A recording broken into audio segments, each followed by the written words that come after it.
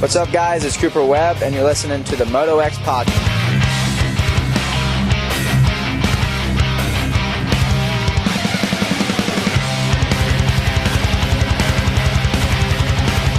Hey guys, what's up? This is Aaron Plessinger, and you guys are listening to the MotoXpod. Save me from myself. My arms and legs are bound like an aging corpse from another world. I'll scream the truth 6 feet underground. Feel the life inside yourself. Watch your enemies dispel. If I can find a way to avoid this fate, I'll be a sword. And we're back with another episode of the MotoXpod, presented by Yamaha Motor USA and Race Tech. We got a great guest lineup tonight, including Joe Shimoda, Ben Kelley, and Shawn Smith. Shawn is the director of racing for AMA Arena Cross. We're going to get really quickly, we're going to get a special guest on to talk about World Supercross and Paris Supercross. Let's do this quick read, though. Yamaha Motor USA. At Yamaha Motor USA, we don't just build motorcycles. We engineer legends. From championship podiums to off-road trails, the YZ platform has defined dirt bike excellence for generations. Whether it's the raw two-stroke power of the YZ250, the precision of the YZ250F, or the dominance of the YZ450F, every YZ is built for riders who push harder, ride faster, and demand the best. Unleash victory. Ride Yamaha. Check out YamahaMotorsports.com. We appreciate Yamaha Motor USA presenting the show. Before we get to this first guest on the phone, I want to introduce, obviously in studio, as always, working cameras, YouTube chat, Scott Thompson. What's up, dude? What's happening, man? Glad to be here, as always. Yeah, I'm glad you're glad to be here. Somebody else in studio said he almost forgot we even had a show. But yeah, in studio, TJ Smith. What's up, TJ? It's kind of crazy that it's been almost 10 years and I still always forget that we have a show every week.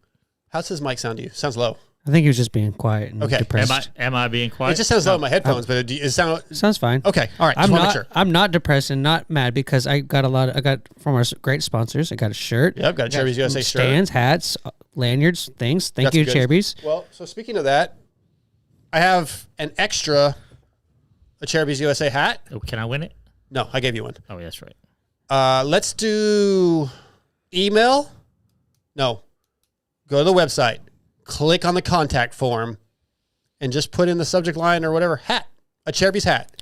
And I will pick a random winner to give this away. In the United States. Do you have to spell hat in the correctly? U.S.? Yeah, I think you should spell hat correctly. Yeah. I do. Yeah. We'll give it away to somebody in the United States. Whoever gives the most inappropriate use of the hat.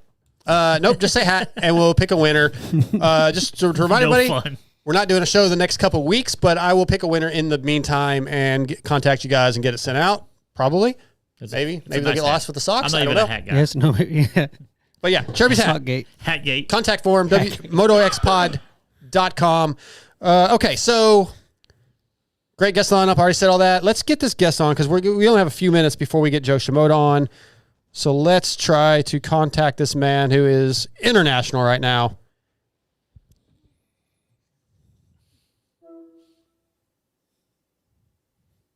Lewis, are you there?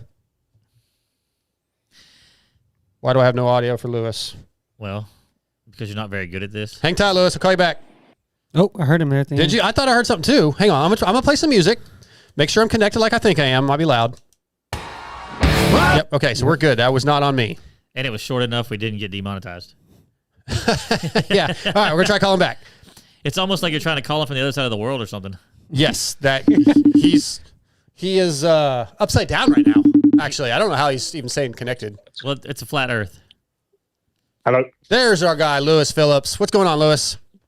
Not a lot. How are you? We're doing good. So, we're obviously a little short on time. We got Joe Shimoda coming up. I want to ask you some questions about World Supercross, but before we do that, can you tell us anything cool that happens tomorrow? It's been a very boring day, so prepare to maybe buy a book. Okay. Download a movie. It's not much happening on Thursday, I have to tell you. All right. Well, at least we know. So does he feel upside down? Yeah. Do you feel like it's hard to stay connected to the earth being upside down like that? Well, I am very happy since I've been here. And maybe that is the fact of being upside down has turned my frown upside down. There you go. And one day in the future. So maybe I'm not happy and it's just an optical illusion. That could be. That could be. Okay, so we have you for a short, limited time. You've been to both the World Supercross rounds. You'll be at the next one, not this weekend, but next. Obviously, you'll be at Oz X Open this coming weekend. I want to ask a question that I kind of brought up last week about the wild card situation. Do you think having the wild card riders in WSX is a positive or a negative or a little bit of both, depending on how you look at it? What are your thoughts? The last one, depending on how you look at it, because from an event-by-event basis, it's very positive because everyone watched Vancouver because Eli Tomac was there on a KTM. The opposite side is come Sweden and South Africa, there will be a significant drop in interest, and the series is going to have to try and combat that and sell a product which deep down they know isn't as good as what they had a couple of weeks ago. So it depends. I think it's a little bit of short-term gain, long-term loss, and that's a model they want to go with, I guess. But their big issue, I think, with what I've been saying is that it doesn't feel like a championship. It feels like a series of exhibition races, but them bringing in wildcards each week just makes it feel exactly like that. So pick a lane, maybe. Do you think that how do you say it, and them also promoting like how they want to be a feeder series, or not a feeder series, but like to get more people involved with SMX and trying to do that stuff, maybe takes away from their product a little bit when they're kind of admitting almost that it's not as good? No, I think that actually helps them because they've been so cocky so far. Oh. But it does make it all a little bit more confusing because like you can apply it to any sort of walk of life. Like if you say to me now, Lewis, you probably want to be the best journalist in the world, don't you? And I go, no, I want to be like the fourth best. What I really want to do is I want to direct people to Pulp MX. So my dream is to be not the best, but good enough to drive traffic to Steve. You'd be like, that's weird. Why wouldn't he want to be the best? Yeah. So like that was kind of my takeaway when they said that. But I think it's just them trying to be humble and not upset the apple cart, which fair play because that's all they've done so far. Yeah, and you've done a lot of podcasts in the last couple of weeks, being pretty much the only journalist at World Supercross. You've done stuff for Vital, you've done stuff for Steve, with Kellen, your own stuff. What's your biggest takeaway so far, 2 rounds in from this season compared to last? Is it something rider-based, or is it something with Global SX Global? My biggest takeaway, and on God's honest truth, this is the first thing that came to mind. Top tier journalism. My biggest takeaway is that it's fine. It's not setting the world on fire. It's not the most incredible racing I've ever seen. It's not the most incredible events I've ever gone to. But for what it is and the time of year it is, it's perfectly fine. Yeah. It's acceptable. I don't know, it's a lame answer, but that was honestly the first thing that came to mind. Do I regret flying however many hours to Vancouver in Argentina? No, absolutely not. I'm glad I went, which means that it's fine. Okay. And that's for a new product, fine is good, I think. Yeah, that's kind of like he was giving me a hard time because I was like bummed when I'm here. But like I tell him, every time I leave, when you have to come, when I have to come to the show, to leave the house. But then I leave afterwards, and I'm like, I really enjoyed the show this week. It's kind of like the same thing. Yeah, like it's not. And I said this to someone in the airport leaving Vancouver. I said I haven't left Vancouver with like a ton of memories and stories, and I'm not like, for instance, after Anaheim 1 or any AMA event, your friends are texting you, people are calling you. What did you see? What did you think? There was none of that after Vancouver. So, but in the moment, it's fine. Yeah. It just doesn't have those touch points in the hours after the race. Yeah. I think I told you after, not Venezuela, but Argentina, Argentina, same, that I was kind of like watching it and I almost didn't really care. But yeah, and I think that's the hardest thing, though. I think that's the hardest thing. Yeah, but I feel like that honestly for me changed in Vancouver because I really liked the track. I know the riders hated the dirt, but we've said for years, like, bring back the 90s, right? Where the tracks are always different and it's not perfect transitions and everything's perfect. Like that track was kind of cool to watch on TV anyway. And there were some good races going on. So at the end of the day, I was pretty happy with last week's race and it has me excited for Australia. Yeah, like to be honest, I enjoyed watching Vancouver more so than Paris, and True. Yeah, true. And equally, like you would take that over no racing at all. Of course, everyone would. So I think it's time to just kind of look at it for what it is and judge it according to that, not against AMA Supercross. And I think that's what they would like as well. Mm-hmm. So I think we've all kind of reached an equilibrium. Have you watched any of the televised or the webcast stuff? I watched Argentina. I didn't see any of Vancouver. So they have some interesting things with their timing and doing the segment stuff. Do you think anybody from WSX is watching that and maybe SMX. I'm sorry, yeah, I said WS, yeah. At The WSX people are watching. Yeah, Yes. but the SMX, you think they're watching any of that to pick maybe some of that? It's pretty interesting. It would be cool to have. Yeah, and I know that obviously a lot of the powerful people in WSX are from F1. So like the sector times and all of that sort of stuff, that's obviously F1 influence, isn't it? Because they love sector times. So, and I know there is a very powerful person in WSX whose sole goal is to basically bring stuff to the broadcast that motocross has never had. I love it. So that is a massive priority for them. But then, I don't know, it's hard, isn't it? Because like, is it just gimmicky? Does it add anything? I don't know. Like, in qualifying, I think the little sector dots do, but then in the race, I don't know. Maybe. Well, definitely in qualifying. But I know that obviously SMX had their media TV summit last week in Tampa, and from what I've heard, that like WSX aside, they are looking at everything to try and bring more and better things to the broadcast. So not because of WSX, just in its own bubble, I think SMX is going to probably take another step in 2026. And then, like in my interview with Mike Mewey a couple of months ago, he said in-helmet communication will start rolling out in 2027. Yeah, I think that's what he said. Yeah. Or 28, one of those, not next year for sure. But so like there's more stuff coming on both sides. Yeah. Okay. Scotty, did you have one? Yeah, I wanted to talk about a little bit about his experience with some of the riders, and it's still in that transition period, and it's come A1. It's probably going to be different. The grass is still kind of green, but what did it feel like approaching KTM Eli for an interview rather than some of the interviews you've had in the past with him? Well, approaching Eli is always a difficult time. One where you need to dig deep, really like look inside yourself, find some inner strength, and go for broke. So it felt exactly the same in Vancouver. I was shit scared, quaking in my boots, and still didn't feel much confidence after the fact. But he was definitely more open. Yeah. So come Australia, WSX, maybe I will just run up to him, give him a high five and a hug, and go, "Let's talk, buddy." Yeah. You never know what you're going to get. Yeah. He's an odd guy. He's just he likes to keep to himself a little bit. But I thought your interviews, all your post-race stuff and pre-race have been fantastic the last couple of weeks. A lot of good stuff.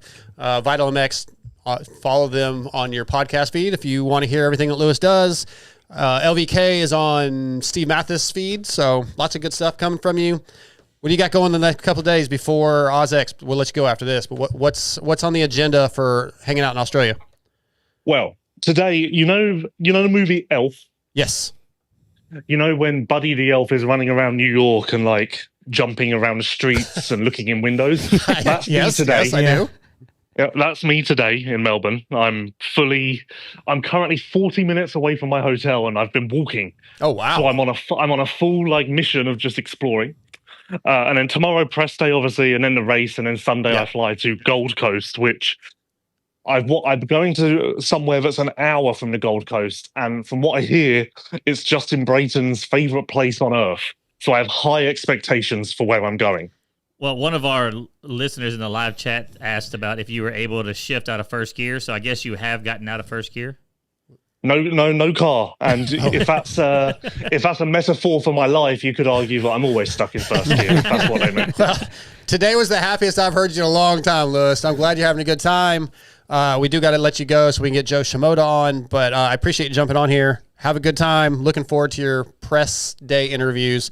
I feel like it's still a couple days away, but like he just said, it's tomorrow because it's a day ahead. So, yeah, look forward to that stuff tomorrow afternoon sometime. I should be able to see it and listen to it. So, yeah, enjoy and have a great week and a half in Australia.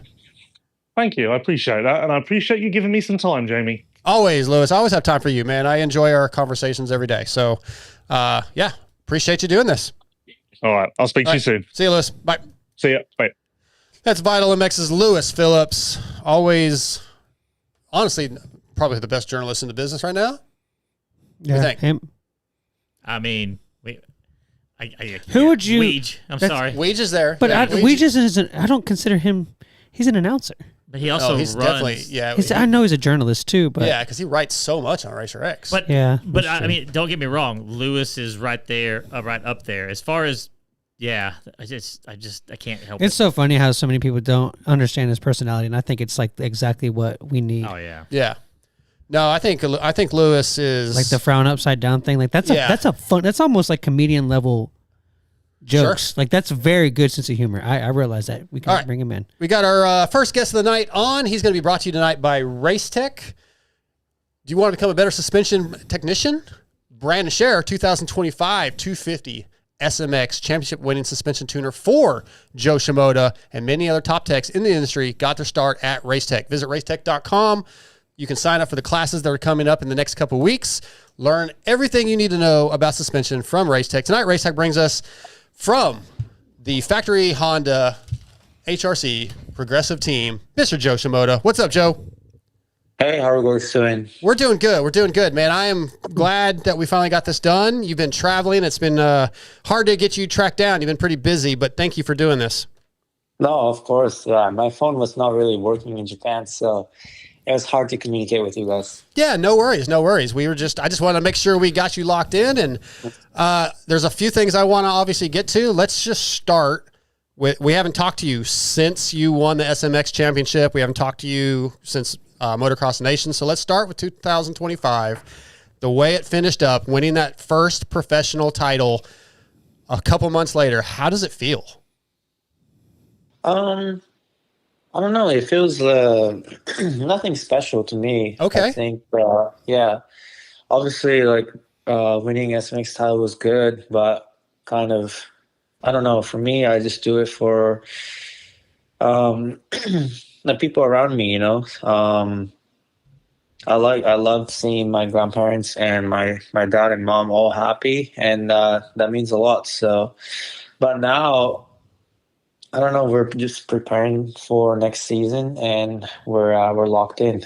Okay, so every season we see steps in your progression. And a couple years ago, the what we were saying was, Joe comes on late, strong at the end, and now though I feel you're one of the guys, maybe the guy that's the championship favorite come Supercross in just a few months. Do you feel any more confidence, any more pressure? Like, does anything feel different for you going into 26 than it did in previous seasons? I mean, not to be cocky, but I always believed in myself, like speed wise, but also there's a lot of things I was unsure about. In the past. It was a lot of learning process for me with switching teams and communication with the team, and the English barriers and all that stuff is kind of it's pretty harder than it sounds. Yeah, and I think steady progress we made, and like the SMX finally, I think I put it all together in a way. So really stoked to do that. And of course it'll give me a lot of confidence going into next season. I think for me, I feel like I'm more sure of myself now. So I'm excited. Yeah, and we are too. And I told you this at Motocross the Nations. I was very, very impressed with how you kept your composure at Las Vegas when the stuff was going on with Hayden and he was taking shots and trying different things. Inside your helmet, though, were you feeling composed, or were you feeling a little bit like kind of going crazy almost? Like, what do I do? What should I do? Because you really don't know in that situation really what the right move is. Yeah, like, of course, if you guys say, like, did I feel any nerves out there? Of course, everyone's gonna feel some nerves, but I think I just needed to perform in that first moto to put myself in the best spot, and yeah, first moto, really focused on the start and just trying to get an advantage, going into second moto. So I think the whole night, the second moto was crazy, but for me, winning that first moto means a lot more, I guess. Yeah, that makes sense. That makes sense. Yeah, because you really you did what you had to do.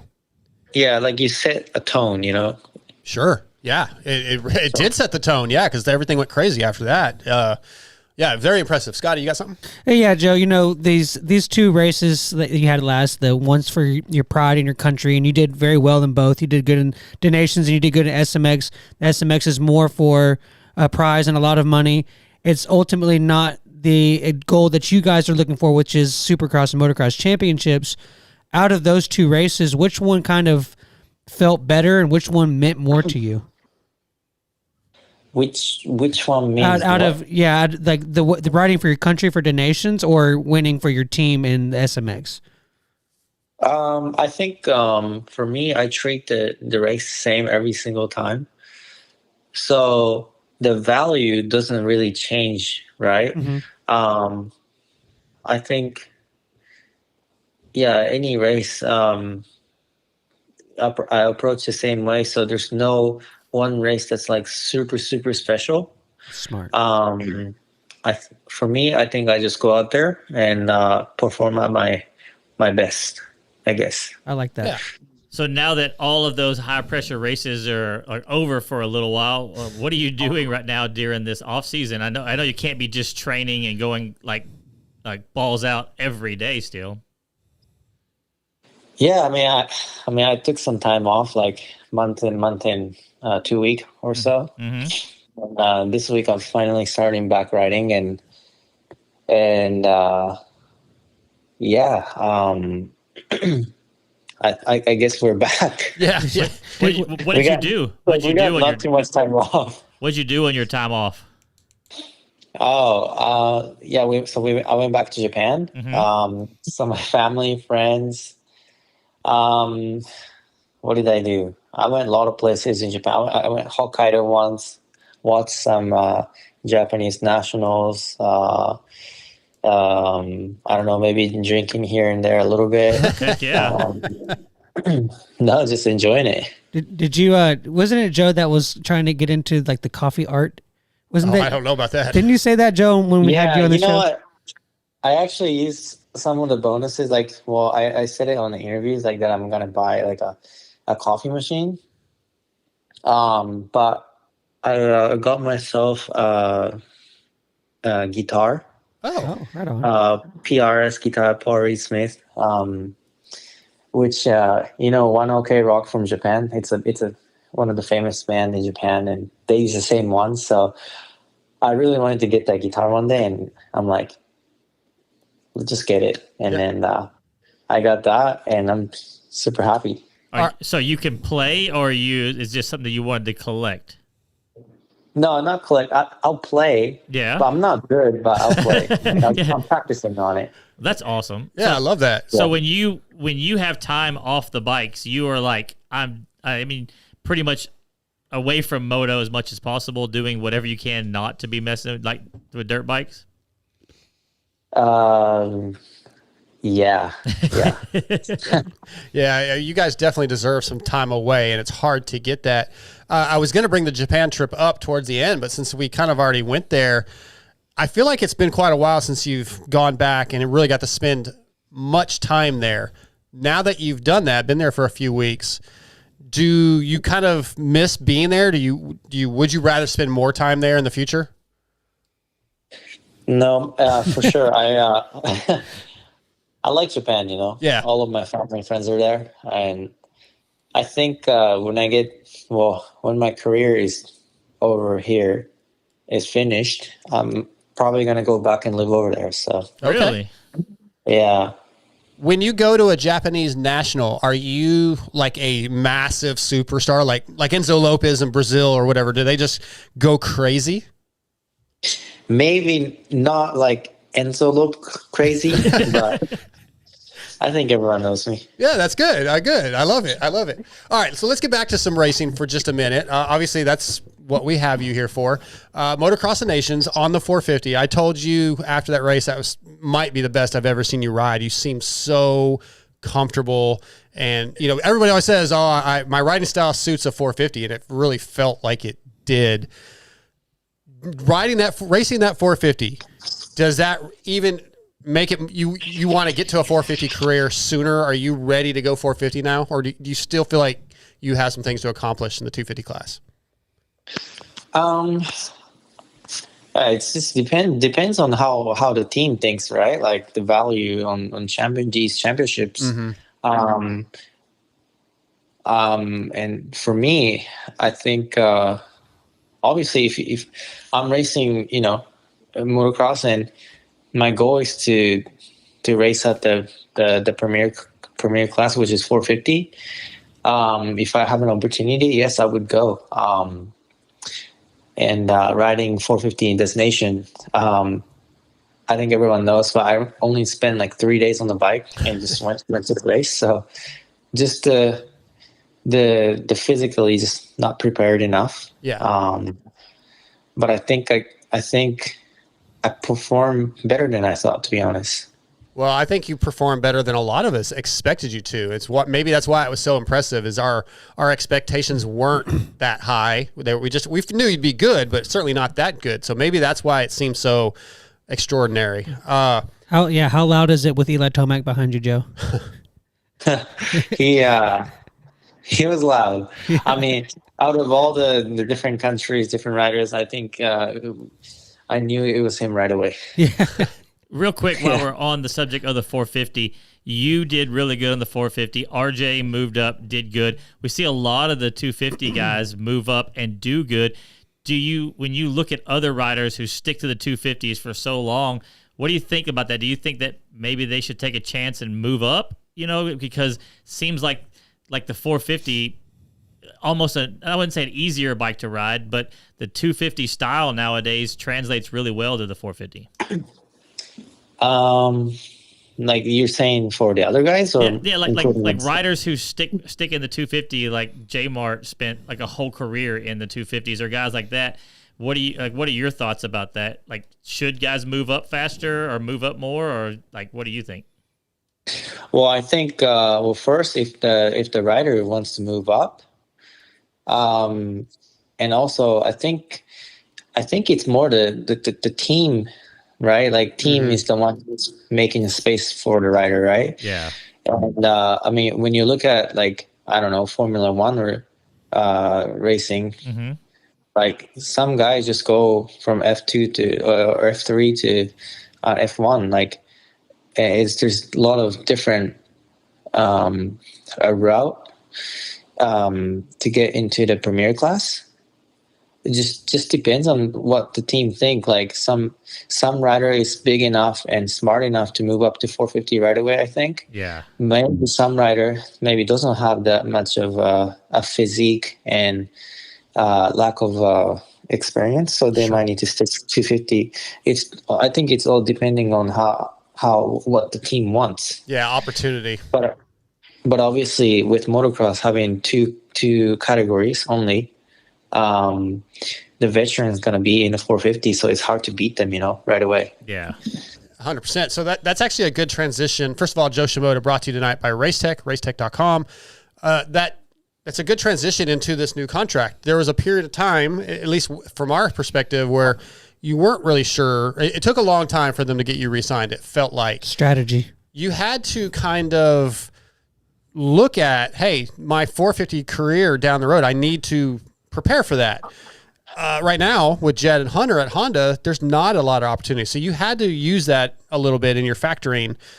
How much of a factor was that? Did you say, hey, I want a 1-year deal? Did they offer the 1-year deal? I mean, obviously that's part of making the decision. 450 opportunity. Yeah, I had an offer from Honda, but just negotiating, right? Like trying to find the best way for me to, when I do good, to have a way to go. And I think we found some really good structure in the contract. and I'm happy with it. So, yeah, excited for these next couple of years. Yeah, let's do it. Go ahead, Scotty. Joe, we have one of our YouTube chat listeners had a question for you. They would like to know what you think your biggest weakness and strength on the bike is. Good question. My weakness and what? Strengths are on the bike. Strength? Yeah, so what is your strength on the bike and what is your weakness? Oh, okay. Sorry. No, you're fine. okay, You're fine, Joe. I think my strong point is, I think I have endurance, pretty good endurance. When it comes to the race, I think my racecraft works better than time qualifier or practices. So I would say when it comes to the race time, I can perform better, and that's my suit. Like mentally, like I'm ready at the race. The weaknesses is probably I was gonna say starts, but starts are getting better. Yeah, but say yeah. That's true. I think the weaknesses is really my communication with the team. Just the English, barriers. We take it differently each other sometimes, and also that's been getting better after 2 years being working with the same crew. So I think it's more than just the riding. For me, it's like outside of riding is really matters the most. Yeah, and I will say from a media perspective, your English and your communication has gotten drastically better in the last couple of years. So, just want to commemorate you for that. Or that's not the right word. No. That's terrible English right there. That was terrible English. I want to congratulate you on that. You've done. I think you've done fantastic. And I actually did an interview with Brandon Scher a couple weeks ago, and he talked about that, like the communication. You guys worked on it, and it seemed like you guys. He said it worked really well for him. He understood the things you were telling him the bike was doing, and you guys worked well together. So I think from the team perspective, I think it's working well, man. I do think you're the title favorite this season, and I'm excited for it. My last question for you, Joe, is there's a lot of off-season races going on right now with World Supercross. We just had Paris, OzX Open. Yep. Would you like to do a couple of those if there was opportunity? Has there been an opportunity, or is there a reason that you're choosing not to? No, I would love to, if I get an opportunity. I loved going to Paris for Paris Supercross. Obviously this year, with my contract, I wasn't sure. So I did get an offer, but I decided not to race for this year. But yeah, I think if I have an opportunity, I would love to.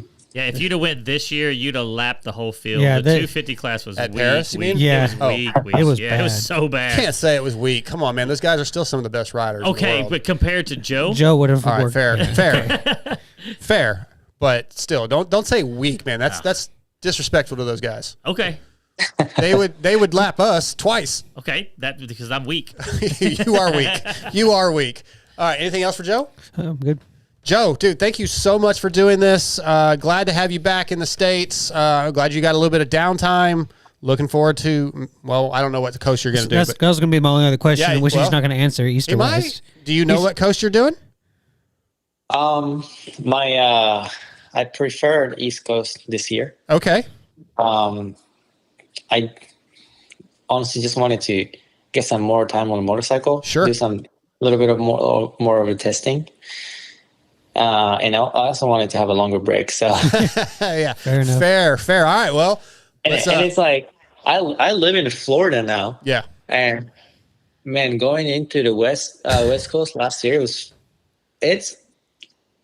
I'd rather just drive to Daytona or something like that. I don't blame you, Joe. I don't blame you. Yeah, you have to tell Chance he needs to move to the West Coast and that Honda can base him out of Cali. He's out of the West anyways. Who, Chance? Hymus? Yeah. Yeah, so he's from the West, so put him out Sure, there. yeah.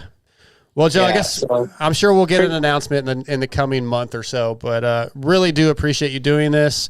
Hope you get some good holiday time with family and friends, and we'll see you in Anaheim maybe. Yeah, thank you guys. All right, Joe. Take care, buddy. See you. All right. That is Joe Shimoda tonight, brought to you by Race Tech. I remember the first time I ever got to see or meet Joe was at Ponca one year. And obviously I didn't have any clue who he was. He was coming over doing some of the amateur national stuff, getting his license and whatnot. Yeah. And it was just so, like, he literally, I don't think he could put a full sentence together of English. But I think he won Ponca that year too. But anyways. Sorry, I'm sending a link to Hudson. Hudson's going to do Turd's Take in a little while. Awesome. So I'm sending a link to him. Let's start with expert emails, and I'll do that in just a second. All right. Send that over. Let me find that read. X-Brand. See clear, ride fearless. With EKS brand goggles, vision is your advantage. Engineered for clarity, comfort, and durability. X-Brand goggles keeps your focus sharp through roost, rain, and ruts. Trusted by champions. Built for every rider. Crystal clear optics with all-day comfort and zero distractions. EKSbrand.com to check out the full line of X-Brand goggles. This is the X-Brand emails. Okay, I can't send that while I'm doing emails. It's all right. We'll get to it. Yep. I'll get it sent to you, Hudson. Well, he's not listening because he doesn't have the link.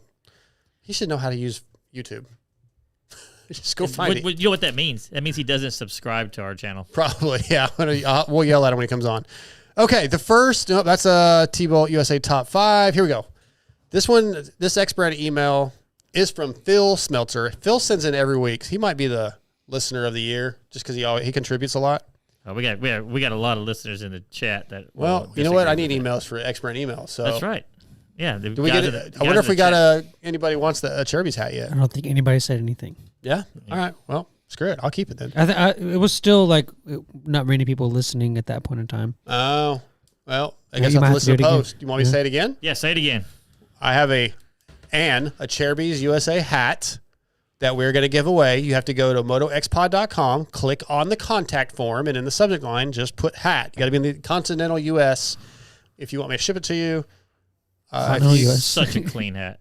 Like that's what's one of the chats telling one of our Aussie listeners, like, hey, here's a hat up for grabs. Yeah, the Aussie listener can have it if he wants to pay shipping. Yeah, probably more than that. If he wants a $40 hat or a $60 hat or whatever it is, I will send it to him. There you go. Okay. This is from Phil. Let's see. Maybe I'm wrong, but I thought the hydraulic clutch was new this year on the Yamaha, and it's a new bike. So that was the problem Deegs was having. This is from last weekend, I think. But the way he rode against Justin Cooper to get around him, how good he is as a defensive rider, that J. Coop won't be able to compete with him later. It didn't look like he was able to compete with him then, and he has a couple more years on the bike. I did agree with you that the style wouldn't work on the 450 class, but because of how good he is with passing or getting past and passing back, I think that's the only style that can stop Jet, style-wise. Okay, let's go with that. We talked about that a little bit last week. Do you think that aggressive style and riding defensive? I don't think that. Sometimes. I don't think that's going to work against Jet, personally. Sometimes it will, depending on the dirt. I mean, Eli may be one of the most aggressive riders of all times. Yeah. If you really think about it, because he holds the throttle wide open and just uses the clutch. I mean, I know doesn't have as much body language, and as Hayden, as he gets to be a better rider, not better, as a mature rider, he'll be more efficient on the bike. But yeah, I don't see there being a problem with it. I think he'll. I also think his style will change quite a bit before he's 450 full time. Personally, I mean, all you have to do is just look so at the January. difference. Look at the difference between RJ on a 250 and RJ on the 450. Like it just smooths you out. It's because, and like I've said, it's not an easier bike to ride, but it kind of is. Does that make sense, Scotty? Where when I say it's like you come out of corners, you don't have to be perfect. I've watched guys on 450s at the base of a triple, like roll off the track and just clear it. Yeah, he'll figure it out. I'm trying to get this link. Obviously, there was something that he's got a learning curve that he was going through if he's burning 2 clutches out of 3 races. So he's figuring something out. Well, and I would imagine that team, himself and his personnel around him is dedicated in doing so and would probably figure it out when the time comes. Yeah, there's no way that it doesn't translate over. I'm I'm actually kind of bummed that we won't. Maybe we will see it, but I would love to see him just move up. Like, he's done pretty much everything he can do in the. So so I was actually thinking about that the other day. It's an interesting thing to look at, because that last year that Jet did in the 250 class, where like he basically won every race by like 6 or 7 seconds. It was kind of boring. He was you could tell he was kind of over it and ready to move on. Did that make it possible for him to do the undefeated outdoor season, or was that inevitable either way? Like, what if he had gone up to 450s, never had that dominant 250 coast performance, and had gone straight to 450s and maybe struggled a little bit? Would he still have had the undefeated outdoor season? Is having that one final run of dominance important to move up to the 450s? I think the cards just all had to line out perfect for that undefeated season. It's hard but to not answer even this just that, question 'cause but you just really don't know, right? Yeah. You don't know. So I just think Jet's that good. And things, but the cards does- did kind of fall properly for I him. guess the question is, do you think Hayden needs this one more year of 250 dominance? I do. I think he needs another year on the 250. I think we see him on a 250 this year. I don't think he goes 450 in Supercross. I just don't believe he will. But I just don't understand why it's such a big deal for him to just do a couple 450s and then do 250s. Well, who said it? What do you mean by a big deal? Like, it just seems like, why? Like, let's just do that. Well, that's maybe what he's going to do. Yeah, that's what that makes the most sense to me. I think that's what he should do. Yeah. Obviously, we don't know for sure what he's going to do. I think that's what he should do. I'm going to say I think that's what he does do. But do you think that is there a world where he can do West Coast 250 and then do East Coast on 450, or do you think that it would do it the other way only? Yeah, I don't know. I believe Yamaha wants him to. I think we already talked about this last week. Yeah, I know. So let's move on because we got a bunch more to get to. To finish Phil's email real quick though, he says, as always, keep up the good work and get ready to move to California. Acton, California. I guess that's where he's at. Best town, no stoplights, an hour from everything. Your family will follow. This industry needs more people that were not homeschooled. You know what? We should move to California. I'm sure it's way more affordable than Yeah. I mean, I'm not broke now, so yeah. Okay. This is from Robert Flaherty. Dart, big fan, love your work. Just listening to last night's show. MXGP is a effing joke. The sooner the family are out of the sport, the better. Only then can it grow. The Luongo family and the Coombs are the same in my view. Just blanking the sport for everything it's got. Robert, I don't really agree. I don't know much about the Luongos. Example, MXGP, all EMX entries are paid in cash, and the riders receive 0 from the series. The Coombs family takes a slice of every meeting on the road to Loretta's. Absolutely disgusting, making it far more expensive. Okay, I'm not going to finish reading this. I don't know. At the end of the day, they're businesses. They're owned by a family. They could be owned by a corporation. It is a business. I don't know what to tell you, man. I mean, like, don't race if you don't like it. But would it be better if the riders got more money and it wasn't expensive to enter and all those things? Of course. Well, we're going to have somebody on tonight with a whole nother series that has nothing to do with the Coombs. Sure. And I disagree with a lot of the stuff that not just him, but all the other series do and how they do things. So I don't think it has anything to do with any one family or any one group of people. I think it's just from the outside looking in, not knowing their books, not knowing what they have to do. It looks like it has that vibe to it. That it's all about the money. It's all about the money. It's all about this. But maybe it is. It can't maybe it is. Well, I will say this, and like Jay from the GT Arena Cross, Jay Reynolds, he's awesome dude. Hung out with him. I got to know him years ago. If you look at his series from the outside looking in, it looks like that. I know Jay, and I've been behind the scenes there and helped him out for different things. He cares and loves the sport, and he just wants to grow it. But he has to make a living. You know what I'm talking about?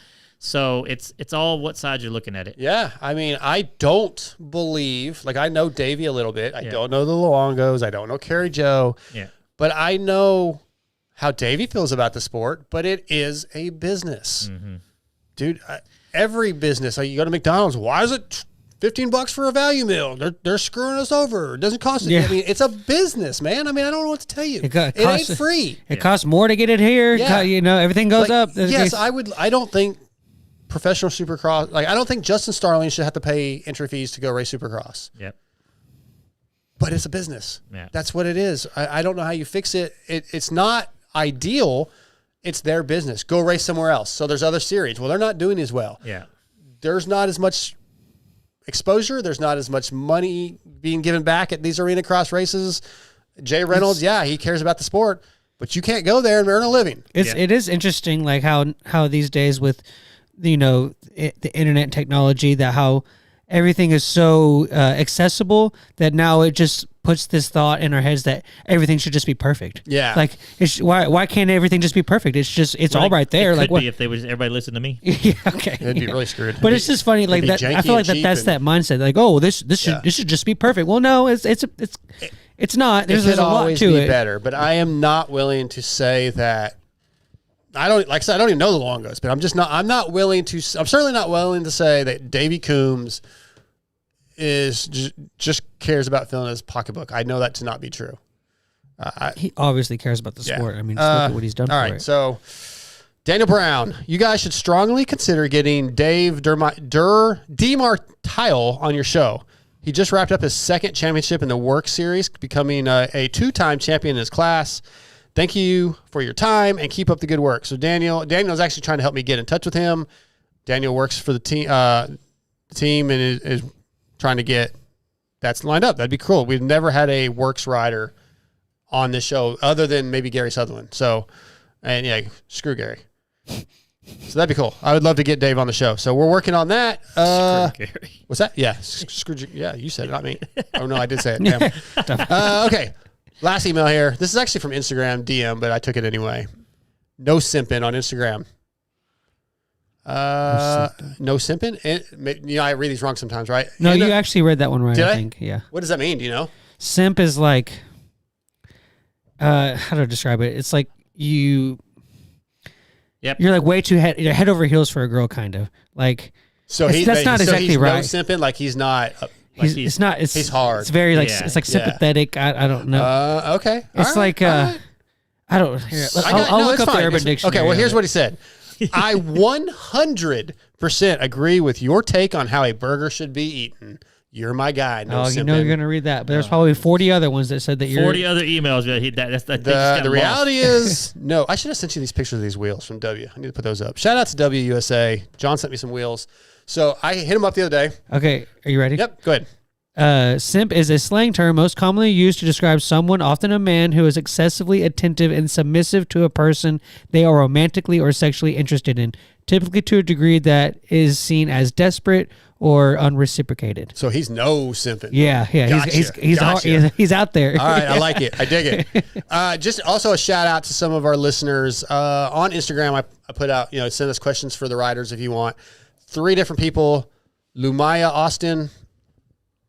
Is that right? See, this is the one I messed up last time, I feel like. No, you did the bomb. Oh, you said Justin Haley and Clearly Welds all wanted to know about 450 stuff, so we got to that. So thanks for those questions. Let's see here. I feel like WUSA. Yeah, I hit up John the other day. I was like, hey, I need a spare rear wheel because I want to put a paddle on one and make it easier to switch out. Oh, your life's so hard. Can I what would you charge me? I got 6 dirt bikes and I'm giving them a hard time. I was like, what would you charge me for just a rear wheel? Yeah. He goes, dude, those wheels that you had on the purple Yamaha 2 years ago. He said, I just got them back and we recoated them. If you want them, I'll just send them to you. So they're black. And what is that hub color? What would you call it? It's not gold. It's like isn't that a 450 wheel though? Yeah, but he like said, a bronze color, like a dark bronze. So you're gonna have a big old fat tire on that 250, or is the rim the same? Most of the time they go with the 450 rim on the 250s with the aftermarket wheels. Oh, really? Because it flattens the traction, the tire out, and you can Let me ask you about that. So I have 2 MX-34s for the rear for the 450. Mm-hmm. Like, could I run that on the 250? Yes. It won't. It won't have a problem. I didn't think it'd be much different. I mean, but why do people choose not to? So it's a 120 and a 110 are the differences, right? The narrower wheel is easier in ruts. That's what that first number is the width. It's the radius. Okay, so it's So the 120, the right? 120 is the measurement from the edge of the tread over. Okay. And then the next number is the percentage of that is sidewall. Oh, I thought like it was height and then width. No, it's the measurement, like even on car tires. So Yeah.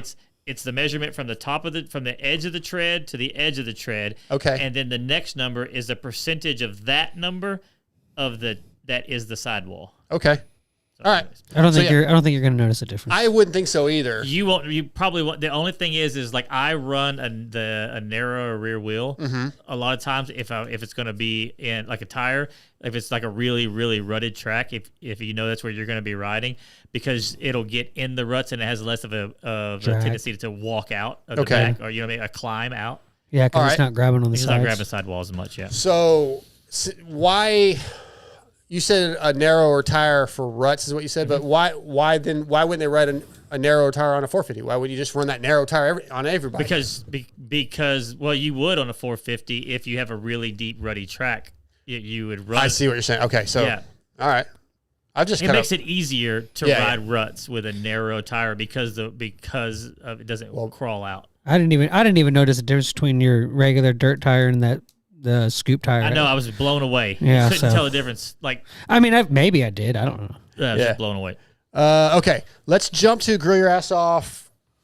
Bring the heat. We've got about 9 minutes before we get Ben Kelley on, so we're not going to get to all this grill your ass off right now. We'll have to come back to it. I feel like we can do that in 9 minutes. Let's go. Are you that mad about something? Well, we got all the Discord Oh, ones. okay. Okay, so bring the heat. Grill your ass off. Do you love to grill and cook? Grill Your Ass Off is a veteran-owned seasoning company that manufactures some of the best flavors this great country has ever known. Every Grill Your Ass Off item is made in Texas with pride. Each product sold proudly supports a true nonprofit organization or event. Whether you're grilling up some chicken breast, baking pork chops, or boiling shrimp, Grill Your Ass Off has seasoning for the occasion. So visit grillyourassoff.com and use that promo code DarksideMX3, all caps, to save. Listen, dude, I know you guys cook. I know you like to, even if you go to McDonald's and get some fries, throw some seasoning on them, get a little pack of Grill Your Ass Off, sprinkle it on there, makes it so much better. That's a good idea. I do it all the time. I keep it in my bag. I never I thought keep about it in that. my backpack. Yeah. I just like maybe leveled up. So Grill Your Ass Off. Use that code and save 20%. Do you want to do Discord first? Do those and then we Sure. come back to ours? Okay. All right. Do you have something to say? Well, TJ? yeah, I have one, but Okay. Well, whenever you're ready. let's see if we can do the Discord. Don't forget MotoXpod.com. You can find a link to our Discord and get in there and talk. And we try to get in there when we can. Okay, so Scotty doesn't try. I think I have actually seen him in there I've once been or there. twice. I've been there a Yeah. few times. There hasn't really been anything going on. They're honestly spending more time in the one they created, the HCR one. Yeah. So we need to get them in ours, and I think they would come to ours if we spent more time in there. All I right. got in there. Okay, so MX Nut, my current aggravation is some jackwagon in our local series complaining about sandbaggers getting year-end awards, and the guys that beat him for awards are all novice riders in their appropriate novice classes. None of the guys that beat him need to be moved up. They are not intermediate level riders in any sense. What? So basically, he's saying a guy that's not as good as... I wonder what his definition of novice is, because me and Probably him, the accurate, the accurate. vision. You mean like not good enough to be in the intermediate class. a novice is a beginner at something? No, that's a beginner. No, like look at the definition of what a novice is. Well, I know what the definition of a beginner is. Yeah. It's a beginner. No, I'm Whenever just saying, it's- like I love this argument. God, I hate. Makes me so mad. I do hate like being at especially like an AMA race. Yeah. And like a local race. And like the novice class is literally like one of the fastest classes there. Like the 250 novice is like the guys that are winning that. I'm like, yeah, dude, that is not novice. All I know is when I moved up to the intermediate class, I was getting destroyed. As we've had this talk many, many times, it is not fun to go You're to a doing race good now.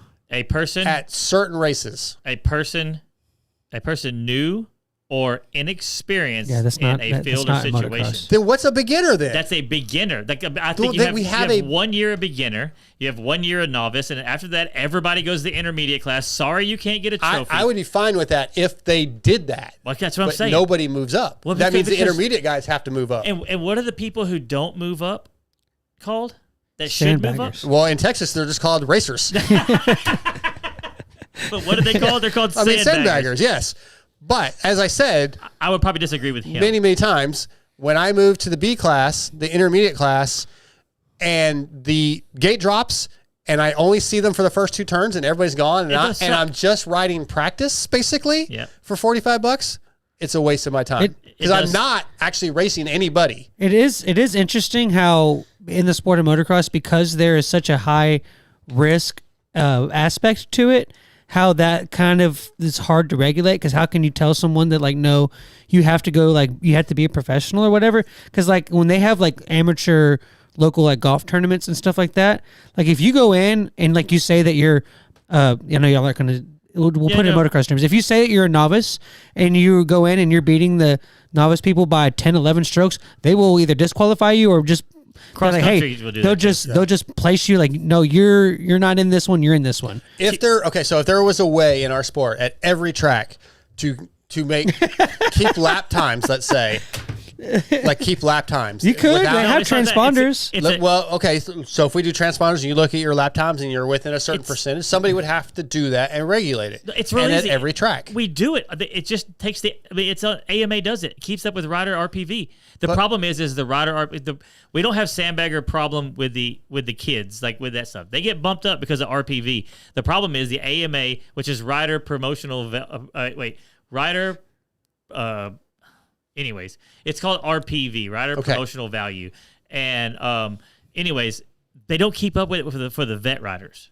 They don't carry points for vet riders, and that's the problem. But half the races right here aren't AMA anyway. It doesn't matter. There's a race going on at this track. There's a race going on at this track. There's a race. That's fine. All different. But they're not going to get away from AMA races. AMA is there's going to be. Let's just say locally, Moto Masters. That's not AMA. It is now. Oh, okay. I'm just saying. It is AMA now. But that's what I'm getting at. There's a process in place. All it takes. Only for one organization, though. There's hundreds of tracks that aren't AMA. Like there's 3 races going on maybe one weekend. You can go all of them. What I'm saying is somebody race. who's racing on a regular basis is going to have to race some AMA races sometimes. Okay. They're going to get RPV points by doing those races. They're going to get bumped up. The problem can be fixed. We fixed it with the amateur kids. It's only fixable with AMA. If that guy gets forced, listen, let me finish. If that guy gets forced into the intermediate class in an AMA race, but next weekend he goes to his local race that's not AMA and he goes to novice, there's nobody to force him. There is. You go to the promoter and say, hey, last weekend, like Jimmy Bob over there, he raced intermediate. He's in novice. Jimmy Bob, you raced intermediate. Get to the tower. Jimmy Bob to the tower, please. Okay, well, then I guess that it requires everybody keeping up with it. No. It requires it's the easy. promoter. The promoter did it. I watched it with the amateur kids. There are sandbaggers and guys that will dodge the points and stuff like that, and that's fine. It does catch up to them. They always get bumped. It doesn't happen to the vet riders, and that's where the sandbagger problem is. Sure, yeah. I think that especially at a local level, because like. We've been seeing a big decline in turnouts of races and stuff, especially around here. I don't know if it's across the country, but it seems like a lot of non-sanctioned like big races. They're just like 2 or 3 people in a class. Yeah, I think that it would be interesting to see. Like I would rather condense the classes down and have like bigger classes. And I would have people don't want to do this because everybody wants to be a participation ribbon. Everybody wants to be a winner.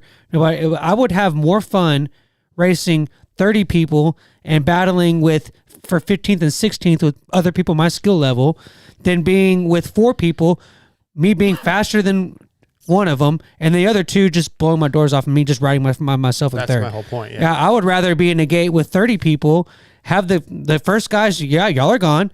I'm probably faster than a lot of the other ones, but I'm battling with people my speed, whether what age, or whatever, bike level or whatever. I would have more fun battling for 10th than I would for being in third by myself in a class of 4 people. Okay, I know you want to move on. We still got. Go ahead. But we're just not going to get to everything. When he has his points, he can take as much time. No, we have guests. Okay. Okay. The point I was trying to make. The last thing I want to say is, I'll show you very clear evidence that there's a problem with what's going on with local races like that. I've pretty much quit racing, and I've spent pretty much my whole time riding. All I cared about was racing. And you have. And I still ride. I literally have ridden every day in the last 2 weeks. I just don't race anymore.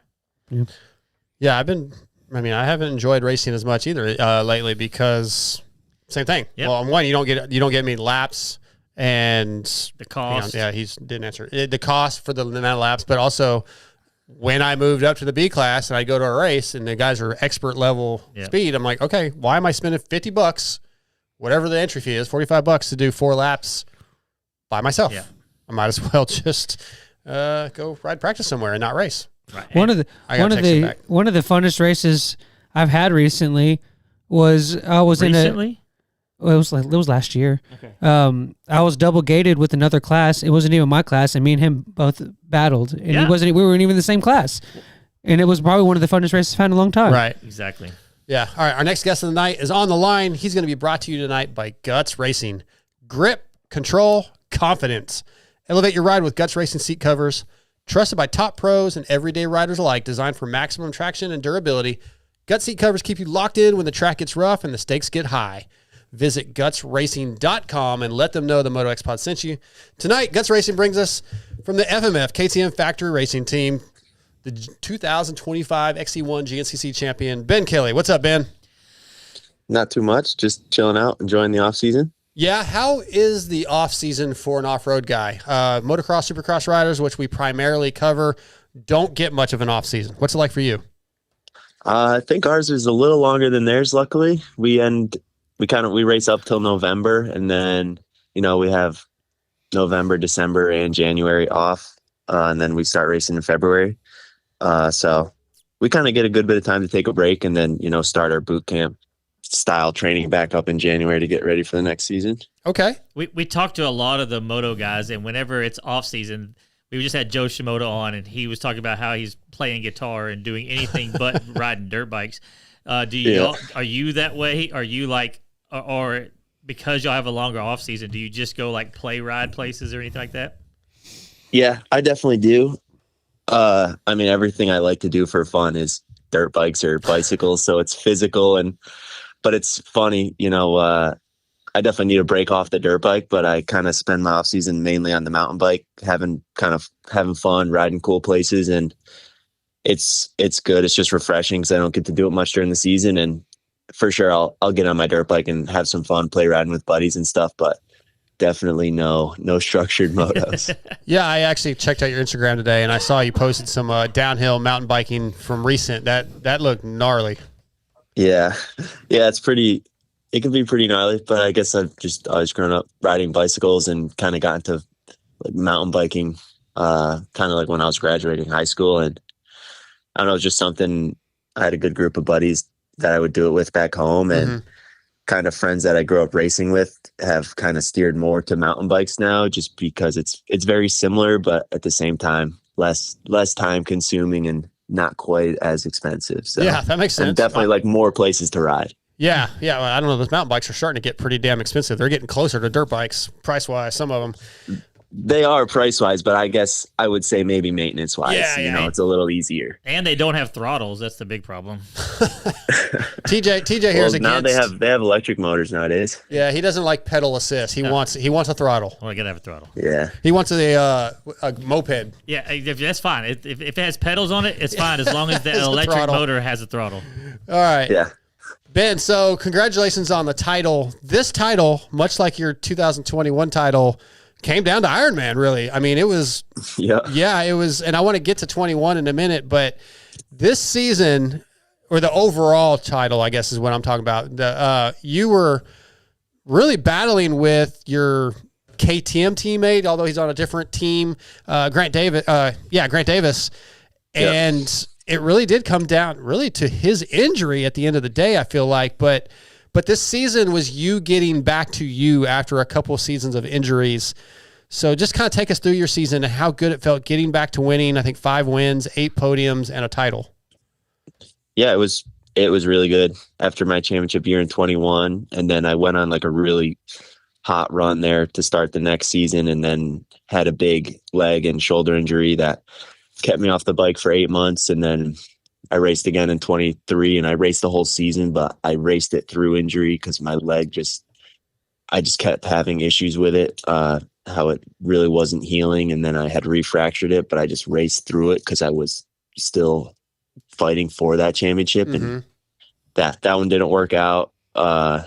Ended up third that year. And then yeah, I had another injury where I was off the bike for 8 months, 24. That was a hip? And it wasn't, yeah, that was a hip thing, which I don't even know what caused that injury. It could have been from my crash in 22. And I just didn't really know about it because I had so many other injuries and pains that were kind of overpowering that one. So yeah, definitely kind of like 3 years of injuries, which is brutal and annoying. And yeah, to come back and have a full season under my belt and be at every race. And of course I had little injuries that happened because that's the racing dirt bikes, but overall it was like pretty solid, just kind of like a building year. So I really had to just build my confidence up throughout the year. And my first, I guess, 3/4 of the season, I would say was really good. And Grant and I were battling a lot for the win, a few times where I got the win and he was second by a really close margin. And then a few times where he was first and I was second by a really close margin, and was really good there going into the summer break. And I had the points lead. And then the second that, later half of the season, those last 4 races, he really came out firing and was definitely better than me. My last 4 races were kind of a slump, and I'm not super proud of like how I did. Obviously I want to do better, but yeah, I stayed in it and I did what I had to do and had some luck on my side. And unfortunately he had a crash and an injury. And I mean, I know how that goes. I've been on that side. So I just, I'm still super proud of like the year I had and was still the most consistent guy, even though I only won 2 races, which is kind of a bummer, but end results still all that matters. Okay, so you said you only won 2 races. That's 2 overalls, but 5 wins in XC1. That's still, I don't know. I guess again, we're relatively new to the off-road stuff on this show. So is the overall that much more important to you than just like the XC1 win? Does it mean that much difference? Yeah, because really the XC1 class, like the class championship, really doesn't get celebrated. And I think that's just because the fact that the overall winner has always been in the XC1 class. Yeah. So that trumps it. And then like the way my contract is, written out is like overall in the race is, how I get bonus money. So the class really doesn't really mean much, unfortunately. And I think that's okay. You're in the premier class. Ideally you should be, going for the overall podium. So yeah, that's kind of just why that gets brushed under the rug a little bit. And it just was unique this year with how consistent the XC2 guys were and how Grant was, battling for the overall title from the XC2 class. Yeah. So I have a couple questions from things you just said in those last few statements. So I'm going to back up. You kind of talked about having confidence back and maybe a lack of confidence even over the last couple of years with injuries. How difficult is it to get that confidence back? And actually, let me I want to ask a different question. What did the legs and the hip and all that stuff just stop hurting, or did you find something different to maybe in the way you ride and ride style that kind of helped you be more comfortable and get that confidence back this year? Really, I have to go back to the start of 2023 because that's when I got back on the bike after my leg and my shoulder injury. So I was off for 8 months. And then starting 2023, that's when KTM came out with the whole new chassis. So I hadn't been riding for a long time. So say I hopped on the bike that I was on for the past 3 years, I probably would have felt much better. But I'm hopping on this whole new chassis bike, and new bikes, always you have to work the kinks out, work out the handling with the chassis and suspension. And so I think the fact that I raced through, some pretty serious injuries that year, I wasn't able to practice much, and I was like not up to speed. So testing it was hard to test because I really wasn't, just super comfortable in general, and then wasn't able to really ride fast enough, I guess, to work it out. And then you go to a race, and the level's always higher. So I think that has a little something to do with it. And then, you need to be like confident in how your body feels, but also super confident in the bike with the speeds we're going. So it was kind of just a little bit of both, and how I was having to deal with both at the same time, I think is something I struggled with. Okay. And you're on the 350, right? Yeah, I've been on the 350 the past few years. I did a 450 my first season, XC1, but 350 since then. What about the 350 do you like so much? Because I love the SX version that I've had over the last couple of years. That's just one of my favorite bikes to ride. Yeah, I mean, I'm pumped to hear that. It's a super good bike, just all around. I mean, it's nice because it has power, a little more power than the 250 to pull you around, but you can still ride it really aggressively like the 250, which I think is nice. You know, it's a little more forgiving, which is cool for the long 3-hour races and how rough and gnarly the East Coast tracks get, and the fact that we could have crazy mud races or we have rock races or just like a huge variety. It's just it's a good all around bike. Okay, I want to back up now to XC1 versus XC2, and at some point they moved Grant or the XC2 guys, I guess, up to the front row and all these things. How much of an ego check is that for an XC1 guy to know that this kid, from the second row is sometimes winning overalls, and you kind of obviously, as men, we have egos. As professional racers, you have egos. So there has to be a little bit of like, I don't want this kid on a 250 from the back row beating me. So does that put you in a different mindset when you go race than you would be if he wasn't winning? I think so. I mean, anyone who catches you from a minute down is definitely a little demoralizing, especially if you're out there and you feel like you're going as fast as you can. And next thing you know, this person behind you has caught you. Definitely hard to grasp, but at the same time, I have a lot of respect for him and the top, 4 or 5 guys in the XC2 class that have, battled for overall wins or won overalls and been on the overall podium. And luckily, our off-road racing sport and series has gotten very professional over the last few years. So for me, I just respect what they're doing. So when they do beat me, obviously I'm not happy about it because I don't want to lose to anybody, but it's not like I'm ashamed of it, because I know that they're on good bikes. I know they're good riders. I know what they're doing essentially during the week. So I think it's just the evolution of the sport, and which is awesome. There are so many rides out there nowadays. They're still not enough for the amount of good riders we have, but no, it's just overall, I think it's cool. I'm not one to really think on it or dwell on it much. Sure. Yeah, I think the GNCC series is at its highest level. Maybe it's at least its deepest field of all time. I think Caleb Russell's a prime example. He kind of learned that this year. He's admitted that he came in thinking, oh, yeah, I know where I'm at and how good I am and I can do this. And he's like, oh, shit, these guys have kind of stepped their game up. So very, very impressed with that. I would like you to compare this championship with the 21 that you battled with Baylor, and how it came down the last round at Ironman. Is one more important, or does it mean more because of any given situation, or they just have their own spots? I think the first one was a little sweeter. Just, it was an intense battle for sure with Stu, and it was, that was my second year in the XC1 class, and my first year I had an injury the first part. So it was really my first full year. So I was like learning so much throughout it and was riding good and was consistent. And I was just super proud of like how I handled that. Also with that being like the first year Caleb wasn't there. So it was kind of, KTM's looking for the next guy to fill his shoes. And I felt like I was able to do that year. So I was super proud of it.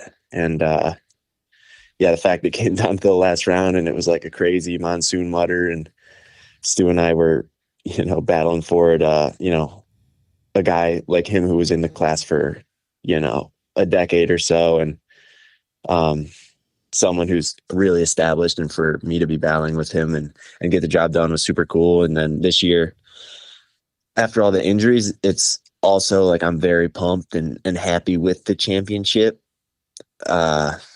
But I do know the only thing that leaves a little bit of a sour taste in my mouth is the fact that I'm not pumped on how I did at the last 4 races. Like I said, the first 9 I'm content with. I'm happy with my performance and stuff. It's just the last 4 that leaves a little bit of a sour taste. And the fact that like Grant and I weren't able to battle it out at the last round, that how he had to pull off because of, the head injury and stuff. And it's cool that I'm sure it sucks for him because he was, on the verge of doing something pretty impressive. And, but yeah, he's super young and it's good that he played it smart. You can't be messing with the concussion symptoms. Yeah, for sure. I think he's having surgery today, actually. I reached out about getting him on the show, too, and he was having surgery. So best wishes to Grant. Okay, so I reached out to Jason Wygant to ask him some questions because, again, I don't know a ton about GNCC. We're figuring it out, learning, and I've done a few of them over the last few years. But I would like you to tell the story of that final round at Ironman in 21. Jason said it's one of his favorite racing stories of all time. And I think actually Racer X may use some of this and put it in the magazine, or on their website. So yeah, tell us what happened. He gave me some of the details, but I'd like to get it from your vantage point with Josh Toth and Johnny Gerard helping you out a little bit.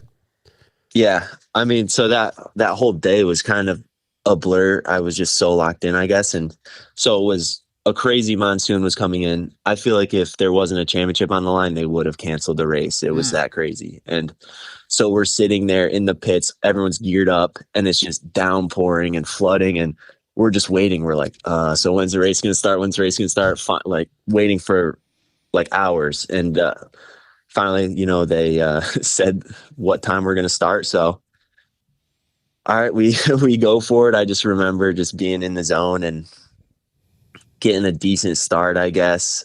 And Stu was in front of me, and it was like the second we entered the woods, he hit a huge water hole and like his bike shut off. And little did I know they weren't able to get his bike fired for a long time, but finally they did. And so I'm just out there. I don't know, fourth or fifth or so. And like, I'm playing it safe, but there are other guys who are sending it and they're flying by me through the river crossings and just tidal waving my bike and stuff. But I make it basically all the way through the first lap. I'm through all the hard water sections and I'm about maybe a mile from the finish and my bike just cuts off and it won't refire, trying to get it to refire.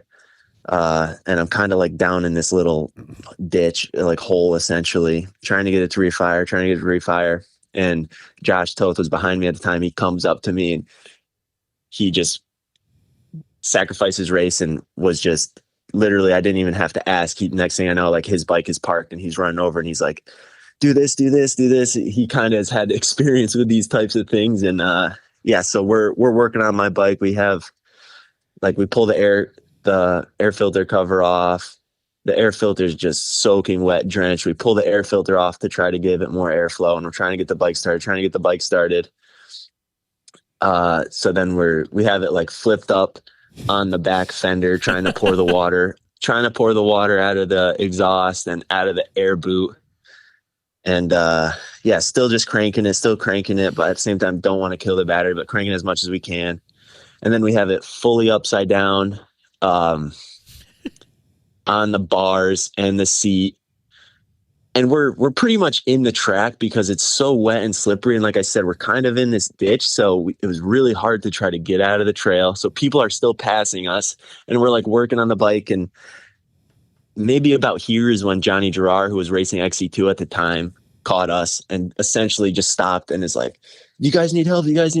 And I'm like, I don't know if we'll get it going. I kind of at this point was almost like giving up. Yeah, it's over. Yeah, It's I was like, it's over. But Josh was just like super positive, and he's like, no, we'll get it going. And so it was definitely good to have him. And Johnny, like I said, he jumped in. So we have my bike upside down, air filter off, air filter cover off, and we put the bike in gear, and we're like turning the rear wheel to like turn the crank over and pump the water essentially out of like the air boot. And we do that for a while and we're still trying to fire it, flip it back over, still trying to fire it, won't start. We were like, all right, we can kind of see a clearing. Let's push the bike out to that field and see if we can get you pop started. So we like push my bike up there. I hop on the bike and Josh is behind me and he like puts his foot on my exhaust pipe and he's pushing me. And I go like get into second gear. I try to pop start it. Nope, doesn't work. Keeps pushing me. I try to pop start it and it's so muddy and slick that the rear tire won't grab. Oh. It just like when you go to pop start it, it just slides. Oh no. And so we keep going. And then there's like this small patch of, you know how Ironman in the parking lot, they use all this like crushed up like asphalt and stuff. Yes. Yeah. So there's like a patch of that where they're storing it. And we go over to there and I bump start it on that gravel. Dude, the thing fires. And we're like freaking out. And I'm just revving the bike to the moon, trying to clear it all out. Just revving, keeping it revved to not stall it. I go back into the woods like we were working on my bike. I go to put my air filter in, which I probably threw in the mud. The thing's so muddy and dirty. And luckily there's this other kid, Will Steven Piper, an A rider, who pulled up. He parked and he's like, dude, just take my air filter. He's like, No way. He's like, I don't want to destroy my bike. I don't want to race this. And he takes his airbox cover off and his air filter's like fresh, brand new. Nice. We're like, no way. Put that on, put his air cover on as well, his like plastic on, because who knows where mine was. And I take off, I go again, and maybe like 4, 5, 6 turns later, there's my mechanic. Like, I'm like, you gotta be kidding me. And then I go a little further, and then there's Auntie, and he pulls over, he like yells at me, stops me, and he has an air filter. So we change the air filter. And it's funny because then after the race, Auntie's like, your air filter was brand new. And I'm like, yeah, well, he stole it from another kid's bike. And even so, then next thing I know, I go through the finish line because it was like happened like a mile before the finish. And I'm in like 94th or something. And have also, I guess a funny thing, where as we're working on my bike trying to get it started, every Yamaha that passes me, we're like, was that Stu? Was that Stu? And we're like, no, Stu still hasn't passed us. We're like, what? We're all just like trying to figure everything out. And yeah, I guess Stu, they finally got his bike running too. And he goes through the finish like a minute or less behind me. It's just crazy how we ended up being like the same. Yeah. And I just fought hard that whole race, changed my air filter. I think like we changed my air filter again, stopped, had my radiators cleaned every lap, and was stopping at the pits every lap probably for an air filter too, if I remember correctly. And yeah, I think I crawled my way. Like I said, I was like 90 something on the first lap, and I made it all the way back to like 4th XC1, 9th overall come the end of the race. And it was gnarly. And like I said, the race was so crazy, like 50 people were dropping out, and you're literally we're crossing these water sections, these rivers. And the last lap, like I got off my bike. Finally, they're like, you got to just get off your bike. And we're like pushing it through, keeping it running. And the water's like rushing so hard that I remember one of the mechanics, Jameson from Texas, he like trips or something and he's underwater blowing bubbles and he's getting like drawn away down the creek. And the water's so high, I'm pushing my bike across that it starts floating. Oh my god! Like the craziest thing.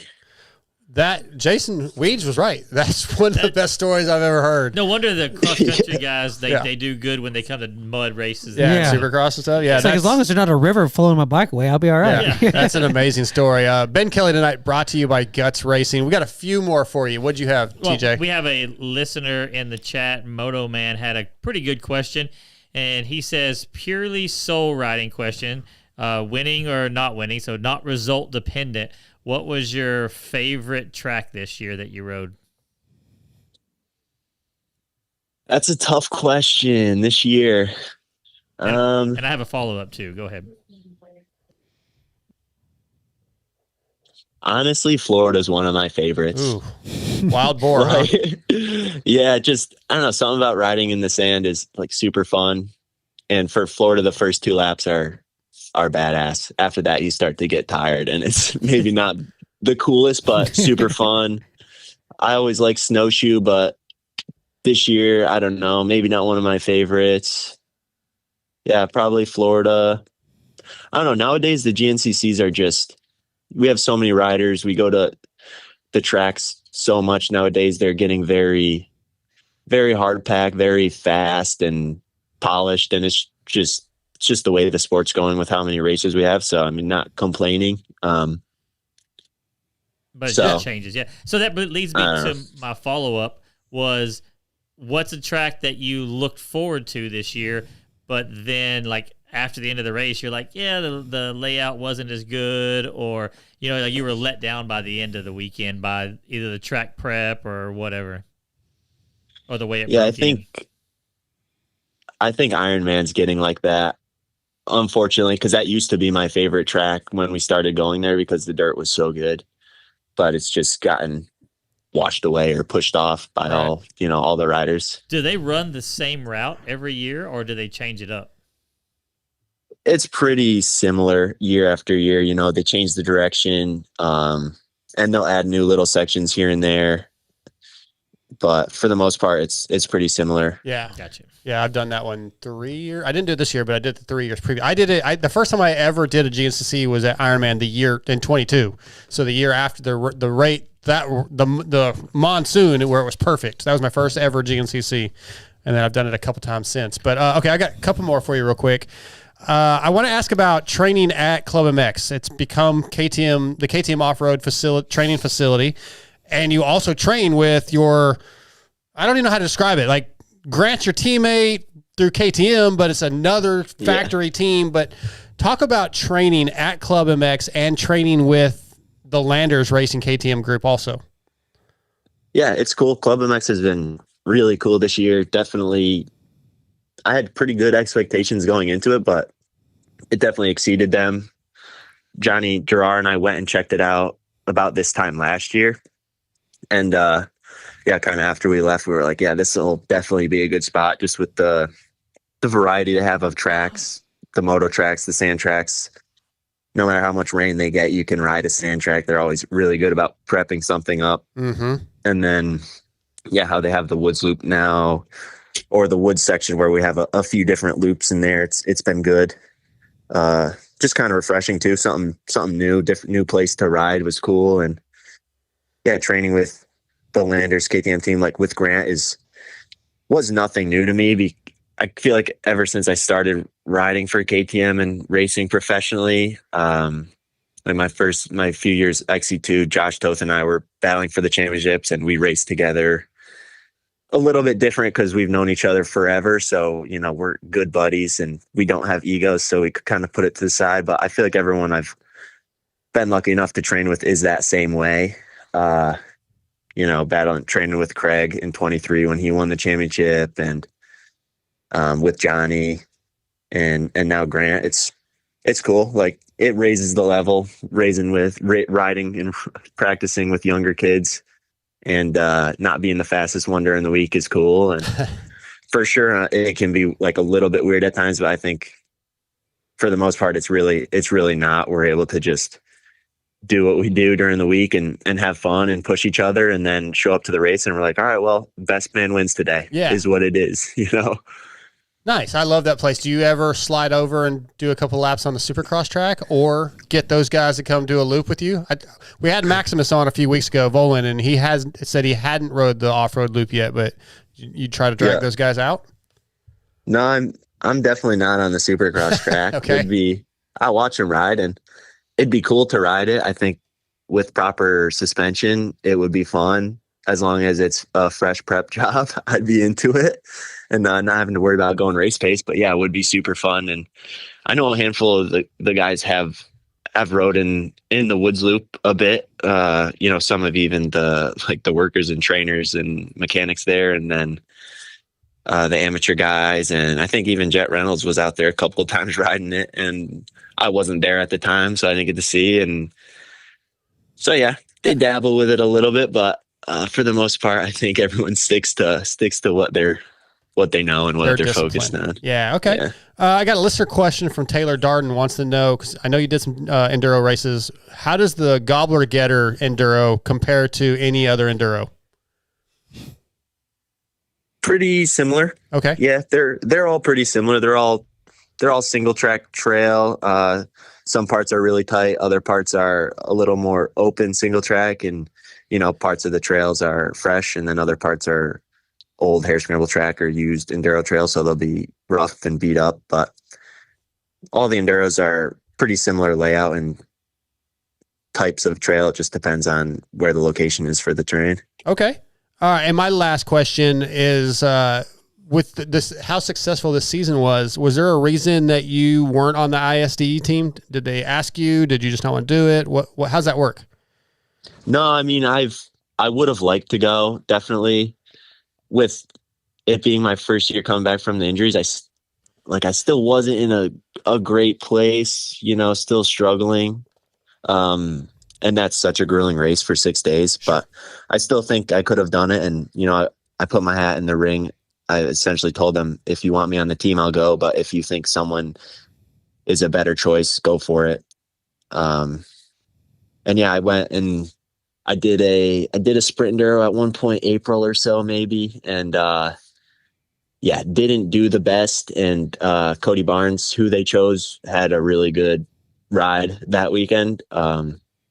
So yeah, he earned the spot over me. Okay. But I would like to go. In the past, just need to do a little more training on that side. I don't race sprints and don't practice that style stuff like the cross tests. I'm good in the enduro tests, but the cross tests are definitely a weakness of mine. So if I do, depending on where the 6 days is, I just have to kind of brush up on those skills to get myself in the position to be chosen.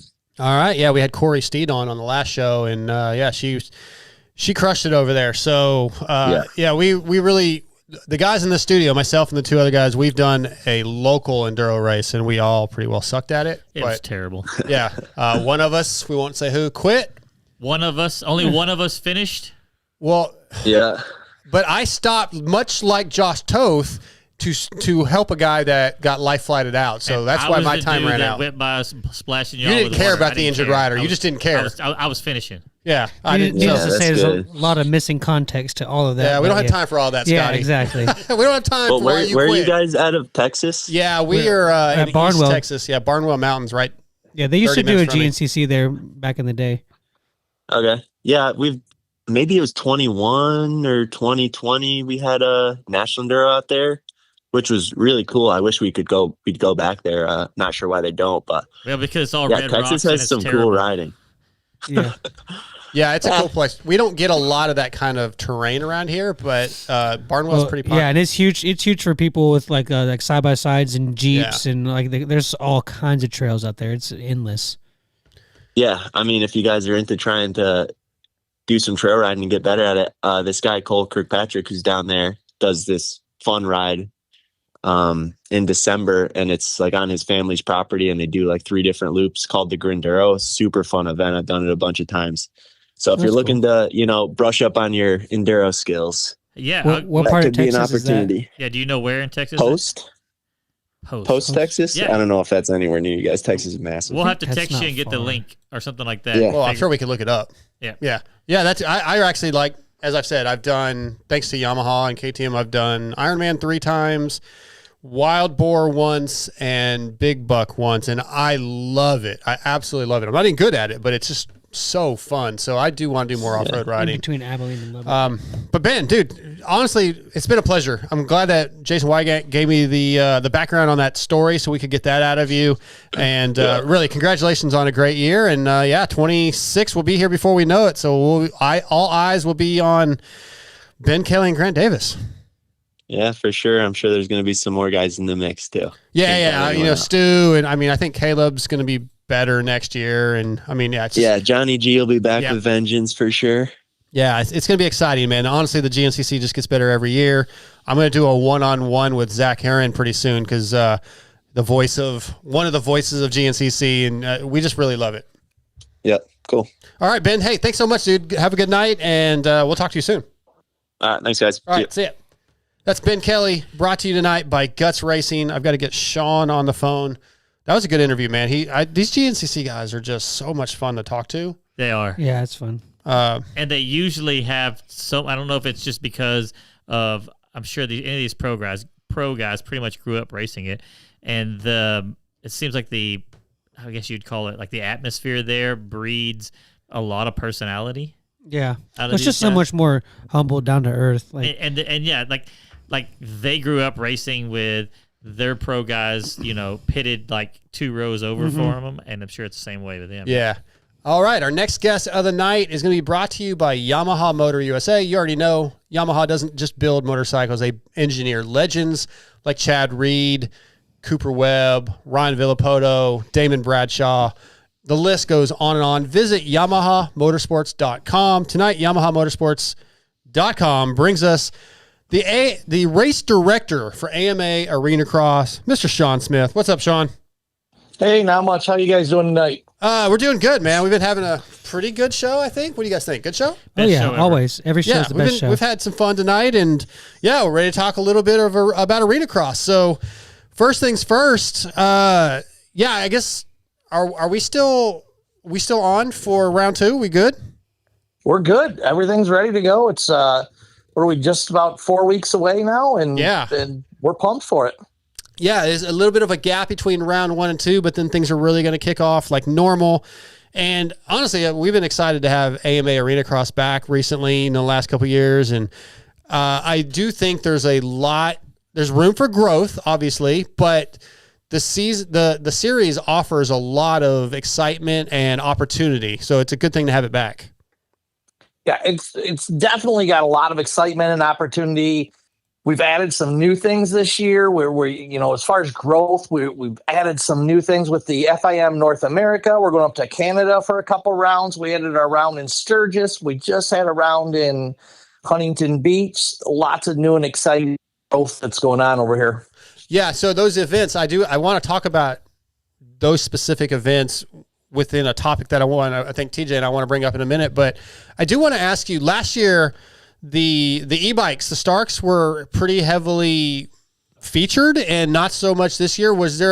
Did you guys just decide that just didn't work, or what was the reasoning on not really having them back? It's not an easy answer for that, but we had some involvement from Stark last year. It was kind of a chance for them to get their feet wet and see how they stacked up against the gas bikes. The AMA struggles with allowing them to compete head to head with the gas bikes. So we've got some hurdles that we're dealing with there as far as sanctioning bodies, letting the electric bikes race against the gas bikes. That's one hurdle that probably was going to make the class look a little bit different this year. Mm-hmm. And it opened the door for us to do some different stuff this year. Okay. Well, yeah, I know TJ sitting across from me. He's big on e-bikes. He's built some. He owns a couple. And I like them. Personally, from my viewpoint, I like them having their own class. I wasn't so into them racing with the gas bikes, but I'm not like completely against it. It just, I don't know. I think some of the dangers that have been brought up, with sound and et cetera, are kind of an issue for me. But I like the fact that they were involved, and now they're involved with World Supercross. So I definitely think there's a space for them. We just have to figure out exactly where they fit. But that doesn't have anything to do with Arena Cross this season. So I do want to ask you about the possibility of bringing a quote-unquote lights class back. Is that something you guys are kind of considering that might be in the future?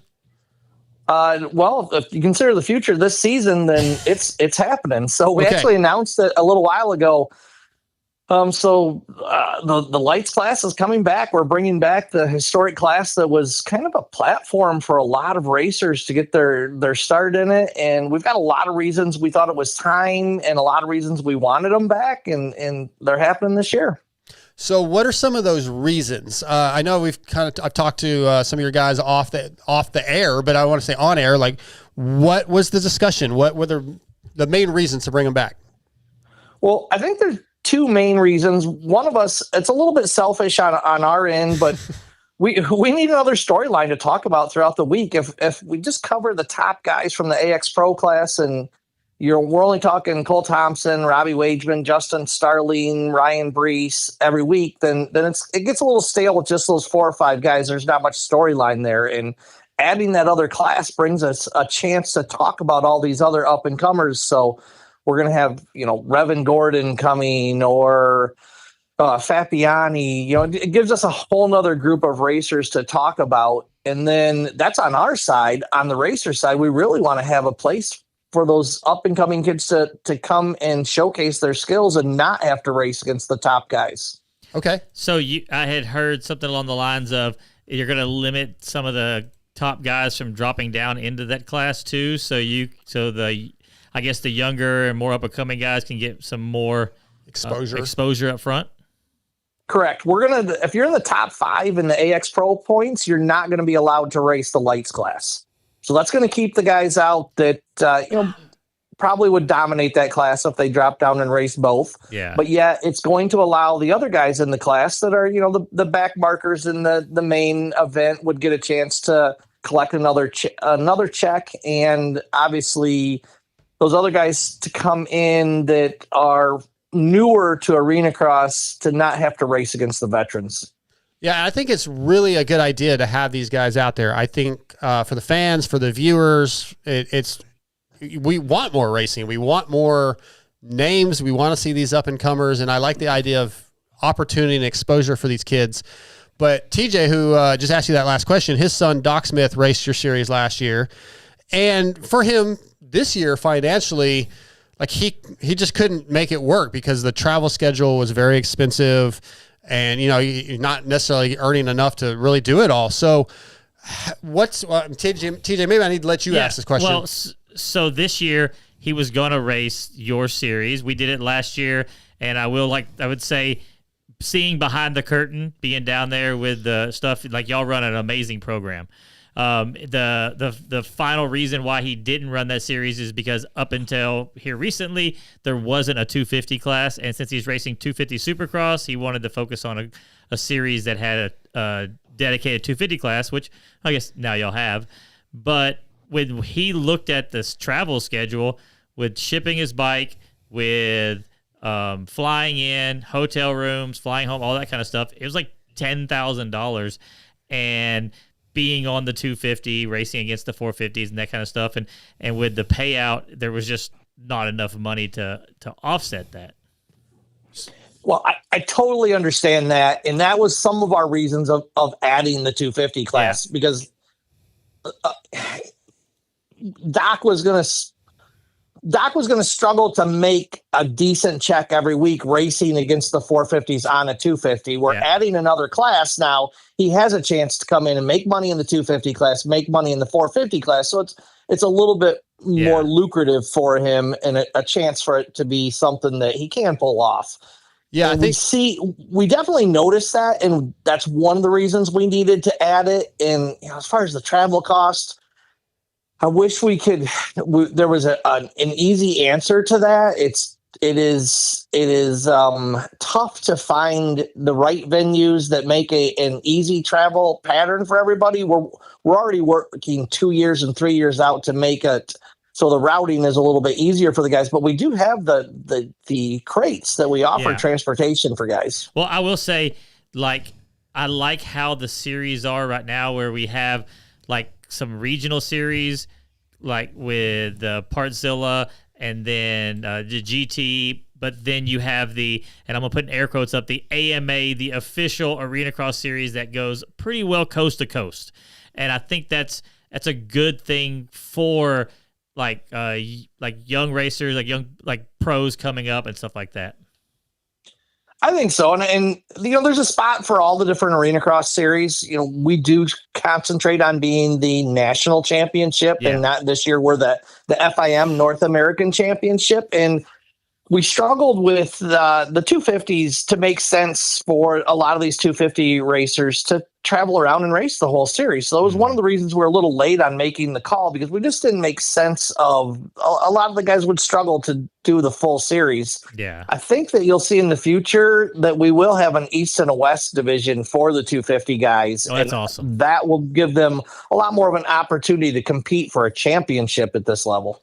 Yeah, I think that statement right there is one of the most important things you've said so far in this, that I think that will give some of these younger kids that are don't have factory rides or Team Green support, where I can go do 4 races, 5 races in my general area and get some exposure, and it's not going to break the bank. And I think that's really important for kids or riders of Doc's level and some of those 250 lights type programs. They need the opportunity, like you said, but it has to work financially. So I think that doing it a regional series like AMA Arena Cross used to do is perfect. Well, we're trying to get back there. I think that's something that you'll see happen over here in the next couple of years, and I really do think it will be a great opportunity for them. Today, we were putting together some media package information for these racers, and gives the 250 guys that I did reach out that are going to be part of the media day. I mean, it gives them a chance to get out here and get in front of a press conference and give their hero shots and bumpers for TV, and it's a whole different atmosphere than what they're used to. No, that's good. Yeah, and I think I heard maybe an opportunity to do opening ceremonies. If maybe I don't know if it was just the winners or how that would work, but yeah, I think that's a little more incentive though. All those things you just mentioned, press conference and just learning and being a part of. Well, again, it really comes down to exposure and opportunity, and all those things are key. Absolutely, and you nailed it on why we decided to add the lights class. This is a whole nother.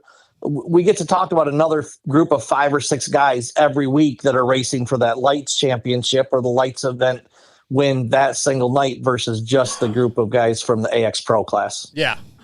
So you have made quite a few last minute changes this year, which shows a willingness to put the best I guess series you can out there, as far as that the first round being on the beach there, kind of was a last minute throw together deal. Pretty cool though. But really cool. That's what I'm saying. Like, I was just wanted to commend you on not just going, hey, we can't change anything until next year. It's cool to see got people in your position willing to make on the fly changes. There you go. That's the word I'm looking for. Well, I appreciate they're hard decisions to make on our side. We struggle with them internally. Well, look, the Huntington Beach one, we can talk about that one. That was one that came together really in 4 weeks. We put that whole thing together. We had numerous conversations about, well, do we just make it a standalone event? Do we include it in the championship? And we talked to a handful of teams that race with us, a handful of people in the industry, and some people outside of the industry, and everybody decided it needs to be part of the championship. It didn't work out real great logistics wise. We had a race 4 weeks ago, and now we're going to have another race in another 4 weeks. So it was a large gap that doesn't make sense. But at the end of the day, the exposure that the racers got that's going to bring to the series, we thought it was very valuable. And it was a last minute call, just like adding this lights class. We juggled it back and forth, and we talked about it. And earlier in the year, we said no, and then coming out of Huntington Beach, we realized we need it. There was a handful of things that happened in Huntington that were like, we got to have the 250 class back. So here we are, and the lights class. Did I hear you say earlier y'all are going to be at Sturgis? We were at Sturgis this year, and we're getting ready to do a long-term deal with them. We'll be back to Sturgis next year. Some super exciting stuff happening with that. I think that will be a large event that will get a lot of attendance for racers. Obviously, the crowd that's there, the whole Sturgis crowd, it was, wow, it was unbelievable the number of people that were there watching. But I think that there'll be enough reasons that we're going to get some racers that even guys like Ben Kelley are going to want to come try to race it. It's insane.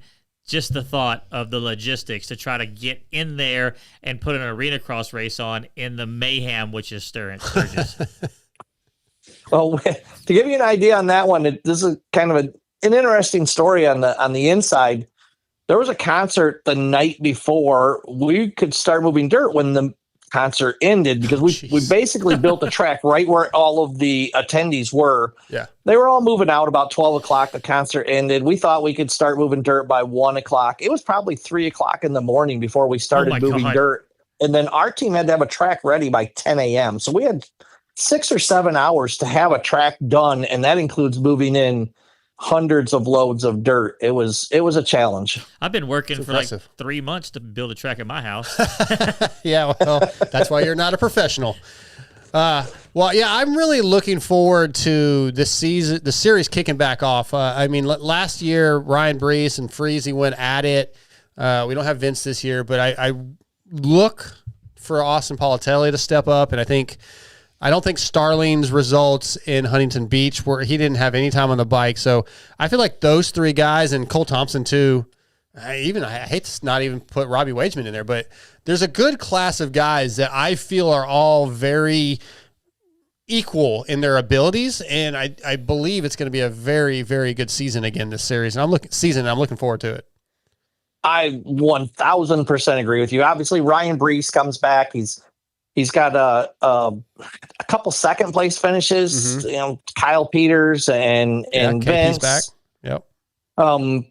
Those guys, you know, poor Ryan has had some guys to battle against each year, and then coming into this year, he's got a handful of guys. You nailed them all with the guys over at the Heartbeat Hot Sauce team with Wageman and Thompson and his teammate Palatelli, Starling coming in. And we've got a few up and comers that showed up at Huntington that the kind of wild cards. They might just throw a little monkey wrench in their plans over at the MCR guys. Yeah, you mentioned Jeremy Fapani. That kid's got a lot of talent. I mean, he still needs he needs some time still, but I could see him throwing some, maybe getting an LCQ win and doing some well in some heat races. So, and maybe, who knows, maybe even surprising us with a podium or something in a main event. But Jeremy's got some talent, and Brandon Ray, you never know about him. So, the series has a lot of talent, and I love that you guys are back and trying to do some new things. I think this lights class is going to be very good. It's going to give other people that they don't go to Supercross, or I'm not going to show up at Supercross because it's not really,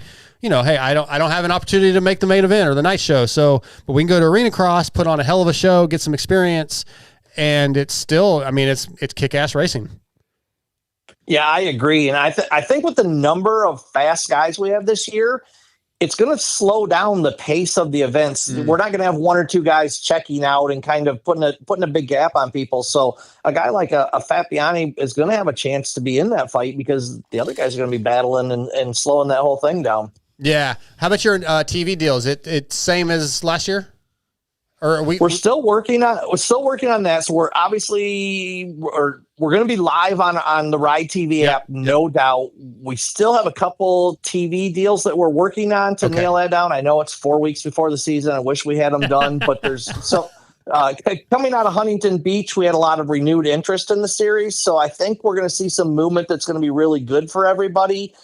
A better TV network gets a little more exposure for not just the racers, but all of our sponsors and partners that are involved with the series. Yeah, and we have your picture up on the video. I know you look like an older gentleman, but it's the stress. Wow, TJ. It's the stress. He's actually 23 years old. It's the stress of running the AMA series. Jeez. Yeah, it is stressful over here.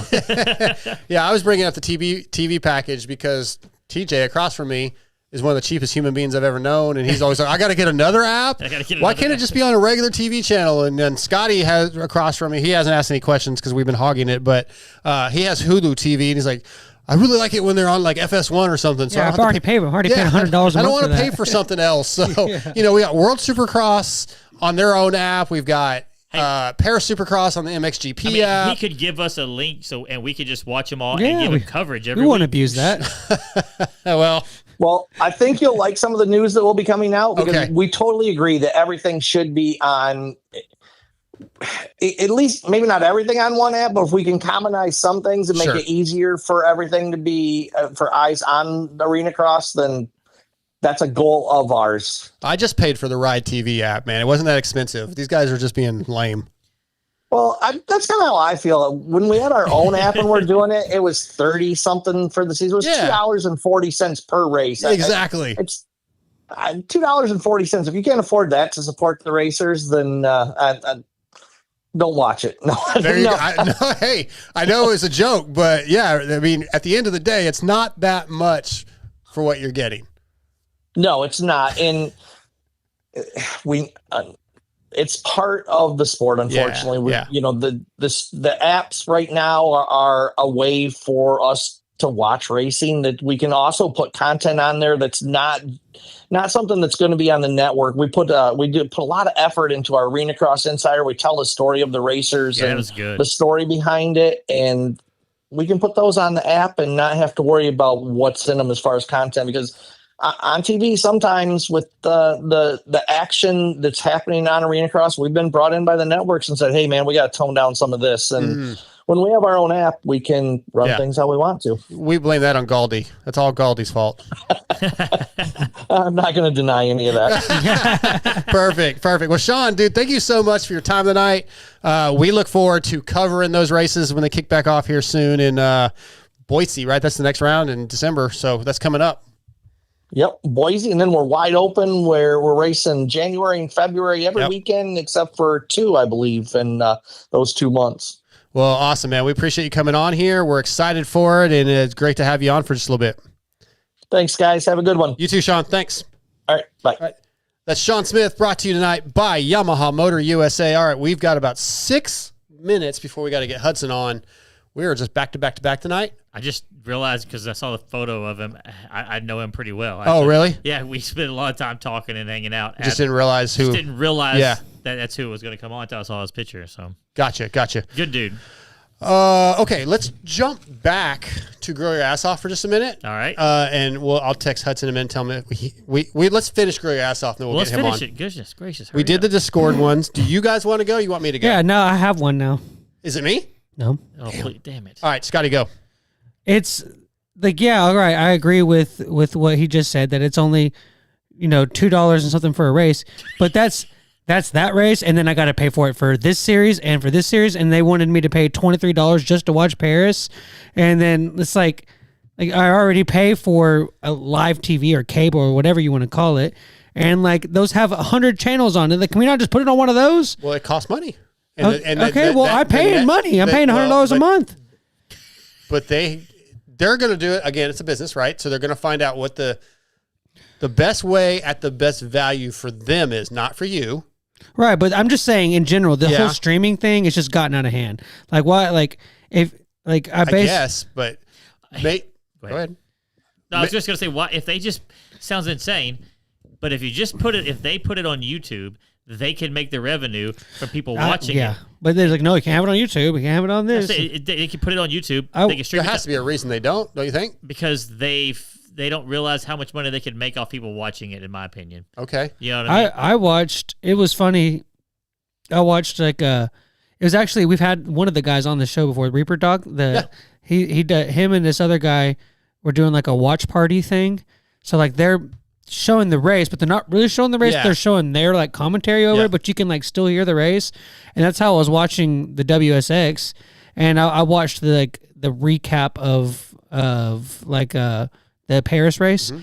And it was funny. He was like, I just want to appreciate all the guys like tuning in, and our numbers are looking really good. I'm like, yeah, it's because it's the only way to watch it.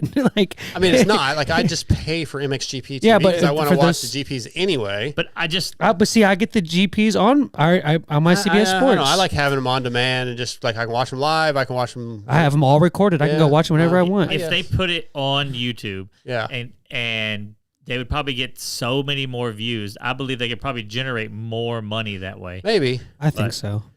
Yeah, I don't know. It just doesn't. I looked up the Paris, or not Paris, but like World Supercross. I was like, all right, it's $30 for that. I paid for that. It's fine. It's not that much. $30. $30. $30. $30. I'm going to spend that when I go out to eat tomorrow night, probably. Whatever. That's retarded. But I mean, it costs more than that for a family to eat. Sorry.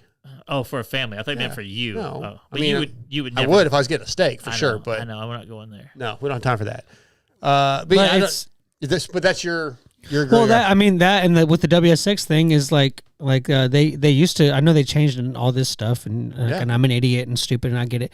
But like it was all I was already getting it. It was on Fox Sports. Yeah, and it's the same commentators and stuff. Like that doesn't have anything to do with the network. I know, it's just really annoying. Like I was already getting it, and now I don't get it anymore. I don't mind spending the $30 because that $30 gets you watching the qualifying. It gets but see, I don't want to watch that. Dude, no, the qualifying's good, and it's even better with that segment stuff. I'm telling you, that needs to be brought into SMX. That is so. I still think they need to move the graphic over. If that's fine, and another thing, they need to put the rider's number next to their name because we don't know all their numbers. I agree. Put the rider's numbers next to their name, and then put the little 4 dots. Is awesome. The segment times. I love that. As I guess I'm nerdy enough to like that stuff. Right. Whatever. Do you have one? I did, but we only had 6 minutes. So no, I told Hudson we're gonna be a little bit late. Okay. Let's finish the segment. I don't remember what it was. Also, okay. Well, I can do mine. I thought you had one. You were all psyched up about it. I was.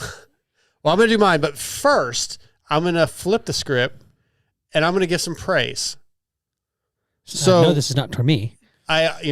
constantly I'm griping about fast food drive-thrus. Yeah. So I had to go through my McDonald's drive-thru or the McDonald's drive-thru in White Oak, the next town over. You have a lot of expectations of McDonald's. Where I used to live and where I used to work. And I pulled up to the window and the manager had his back to me. And he was holding my drink and he didn't see me. Right? This is the thing I know gripe about, right? Yeah, I'm surprised you didn't. But then he realized I was there and he turned around and he goes, "Oh, I am so sorry." And I was like, "No big deal, man. Thank you for acknowledging the problem. Not a big deal." Did you right? say thank you for but it was a big deal. No, I just said it would have been a big deal if he just kept it talking and then turned around and said, "Oh, here." But he acknowledged that, hey, this is not how it's supposed to be. I am sorry. I appreciated that. And then it made me remember I really have never had an issue with the White Oak McDonald's drive-thru because I used to stop there almost every day when I worked at White Oak. Good ones are good ones. Bad ones are bad ones. I'm going to give praise to the White Oak, Texas McDonald's drive-thru employees. Fantastic job. I know this isn't hot takes or whatever, but I believe that I have realized, especially since the McRib is back, that everybody, whether you want to admit it or not, likes McDonald's. I'm not saying it's good food. They are the best fast food. I'm not saying it's good food on average. Like as far as good for you food, but it's consistent. It's quick. It's consistent. You know what you're going to get. Everybody, you're 100% going to get the best Coke you've ever had. I don't drink Coke, but everybody likes McDonald's. Yep. Okay. Now isn't there like Sprite big different too? Like I don't know. Well, I think I heard people all talk their about Coke the Sprite. products are So it's just they get a little bit different mixture. The breakfast is good. I know my $5 meal deal is going to be crappy every time, but it's going to be there. It's good. Okay, I have two gripes. Bring the heats, whatever you want to call it. So first things first, these freaking Asian beetles that are. They look like butter. They look like ladybugs, but they're not. They're Asian beetles. I haven't seen that are everywhere. It's all over Facebook. They're all over the people's walls. They're normal. It happens every time. I've noticed. I've never noticed it until last year and then this year. I haven't noticed it all this year. Oh man, they're a version of a ladybug. Yeah, look around. They're probably up in the corners. They're more. There's one climbing around in the light over there. I saw it earlier. Dude, I am so sick of them though. Yeah, that's not whatever. Are they harming you? No, they do exactly what a ladybug does, except when they'll like hive together when they in the wintertime, like they'll group together, warm up, and they unlike ladybugs will leave like a residue behind afterwards. They smell. I don't know about the smell. They do smell like if you crush them or whatever. Well, I don't kill them. What are you crushing ladybugs for? They're not ladybugs. They're Asian beetles. Go back to Asia. Well, one of the guys in the chat just called we should move on before we get canceled. At least we got Joe on before. Yeah, he said, "Go take your bugs back, Joe." When you oh my god, I'm joking, joking. All right, here's my. I will never see those bugs the same ever again. So I get a notification that my wheels from W are on their way. Gonna be here Monday or Friday, last couple days ago, right? Like sweet. Get home. And there's a tag actually floating around in my yard that says, "Hey, we tried to deliver them. Had to be signed for. Somebody has to be here to sign for it." W always does. I'm like, okay, well, I signed the piece of paper and I taped it back on the door. But I also on Saturday, they said that the next day for delivery was Saturday. All right. Hey, Amber, you gonna be here today? Hattie, you gonna be here? All right, yes. Hattie and Amber were here the entire day. They never till 7:30. She had to go somewhere. They tried to deliver them at 7:45. How the hell do you expect me to have somebody home for 24 freaking hours to sign this? That's ridiculous. Why can't you sign that piece of paper?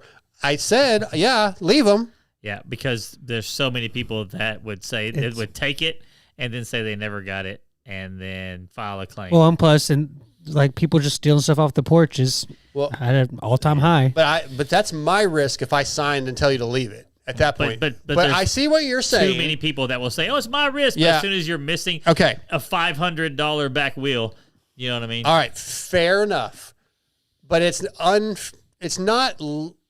What's the word? It's not realistic to expect somebody to be here for literally 20-something hours just to sign this thing. Like, why are we delivering stuff at 7:45 on a Saturday? Anyway? Well, obviously they must have been very busy. Yeah, I don't think he wanted to. And it said that he left FedEx at 3:30 in the morning in Tyler, so that's a hell of a day for the dude. I know. I used to work at FedEx. Yeah, and so did Mark. But it's unrealistic that somebody could be here the whole need a J-Mart effing day. Like maybe back in the day, like maybe 5-6 years ago, I could get on my FedEx app and I could literally track where the truck was. And I go, I'm just going to go finally go, and I go get it. Couldn't do that now. But then, so I did find out, thank God, that there is a FedEx delivery location in the Dollar General in Gladewater. So I was able to move it, and I got them yesterday. So Tuesday? What's today? Wednesday. So yesterday, Tuesday. I got them Tuesday. We changed the show all Yeah, the time, apparently we so changed. Yeah, but anyway, I was a little frustrated with that she sat here for 20 hours. Seriously. That's crazy. And at least give you like a heads up, like, hey, we're busy AF today. Like, it might be 8 o'clock before I'm there. I feel like there should maybe like a text notification way that you could get, all right, in the next 15 minutes, he's going to be there. 30 minutes, hour. Do you not know? 6 hours. Do you not know what time your guy normally shows up? Yeah, normally around 11 or 12 Okay. before lunch. So I told Amber he should be here before lunch. Yeah. And he wasn't. And she's like, I need to go somewhere. I was like, yeah, just go. The good He's not thing for coming us now. is I don't like you can't hardly see my 20 house minutes from the road. later. Yeah. Oh, yeah. And so people they'll leave the stuff for me. Here's the thing. I didn't tell you this part. I was here. I had my headphones in. I was editing. Well, that's your fault. I didn't think they were going to come at 8 o'clock at night. They didn't ring the doorbell? This I don't have a doorbell. 100% just turned into his fault. Yeah, it did. No, I was on board. Thank you he's for over- giving us all. Like if we were figured I better be He's over here in we're the throwing zone. this case out. I figured I better be fully honest. Dude, like, and you, like, I mean, even though if you had your headstone in or not, like My headstone? I didn't have my headstone in. headset. Oh, I thought you had what were you editing? that's a different story. I'll tell you. It was personal for my grandson. Okay. About to say death metal and just No. Hang on. I'm trying to find ETS. We got our next guest on. Porn, how we started off Yeah. the show. No. I'll tell you in a minute. Let's do the ETS Racing Fuels Turd's Take. ETS Racing Fuels was forged from the heat of competition nearly 30 years ago, developing purpose-engineered fuel for high-profile teams in highly competitive series, supporting teams like Factory KTM, Factory HRC Honda, Rockstar Husqvarna, and many more. ETSRacingFuels.com to find your local distribution center. Tonight, the ETS Racing Fuels brings us our buddy Hudson Short for Turd's Take. What's up, Turd? Hey guys, how are you? We're doing good. We're doing a fun show. We're 2 hours in. Still got a long way to go, but TJ has about a 20-something hour drive coming up, probably. Not 20, maybe 13 hours? It's 16. 16-hour drive after this, but how are you doing? I'm doing good. I'm about to take that same drive myself to Minio's tomorrow morning. So Oh, there you go. oh, it's that time, isn't it? You're not going to be doing Yeah. the driving. No, I'm going to south of the border. So yeah, anyways. Like Mexico? Well, no, you would think so from Texas. You'd think that, but no, it's South Carolina. But Yeah. it's about the same drive. I knew what you meant. How are you looking forward to Minio's? yeah, I'm looking forward to it. A lot of people I know are already there. They say it looks really good, so I'm stoked to get there. Are you doing Super and outdoor? Of course. Yeah, I'm gonna do Supercross and motocross. That Supercross track is really like a Yeah. beat up track. Yeah, so, no. We did it many years, and Yeah. we love, like, I would say for sure one of my favorite amateur nationals is Minio's and Baja Brawl. Those two. Brawl. yeah, I want to go to Baja, bro. It looks fun. Bro, it is as a parent, it's like you just want to murder a bunch of kids. But like my third year there, we just decided we were just going to join in on the fun, and it may have been the most fun that I've ever had at a national. Well, I'm going to change the That's subject. I'm disappointed that Hudson's leaving because I was planning on driving down there this weekend to go ride at his place like he keeps inviting me, and now he's not there. I'll personally pay someone with my mom's money to come watch you ride. My mom's money. No, I'm going to come down and ride with you soon. We're going to make that happen. I got my 250F now, and I want to come down and ride with you. But let's get to. Tell him that he's not allowed unless he brings us with him. No, I don't want you. Yeah. Guys, I don't want you guys going. There you go. Everyone's got to come. Hang on, I just got a text from Turd. He says, "Don't bring those guys." No, all right. So what do we got for Turd's Take this week? All right, I'll start it off like this. I know a lot of people. I feel like this off season, especially, it's came to me. Maybe it's just because this year, maybe it happens every year. But I feel like there's been a lot of off season races this year, and almost a lot of the premier riders doing them. Mm-hmm. So I just wanted to ask y'all. I think they're really good for the sport. I think they have one downside that I'll say at the end of this take. But I think they're good for the sport. I think having them in other countries, maybe it's bringing some more people as spectators that wouldn't otherwise. Yep. Maybe they're just like, hey, I'm going to go this weekend and go watch Supercross, and maybe they become fans. But I just want to get y'all's take on, do y'all think all these off-season races are good for the sport? So that's interesting. We kind of talked about that a little bit last week, and we talked about it with Lewis Phillips a little bit tonight. I was asking him about the wild cards, right? Where an Eli Tomac or a Hayden Deegan are a wild card, and they go to these World Supercross races. And I was like, is that good for that series to have these guys show up, but they're not really part of the championship? And then some rounds are none of those guys. But your question's a little different. So I'm going to say, yes, it's good for the sport because it keeps the exposure going. It keeps us entertained and interested during the time when there's generally no racing or very little. And it's good for the riders too, because they stay somewhat in race mode. So overall, yes, I think it's good for the sport. I think it's good for the fans.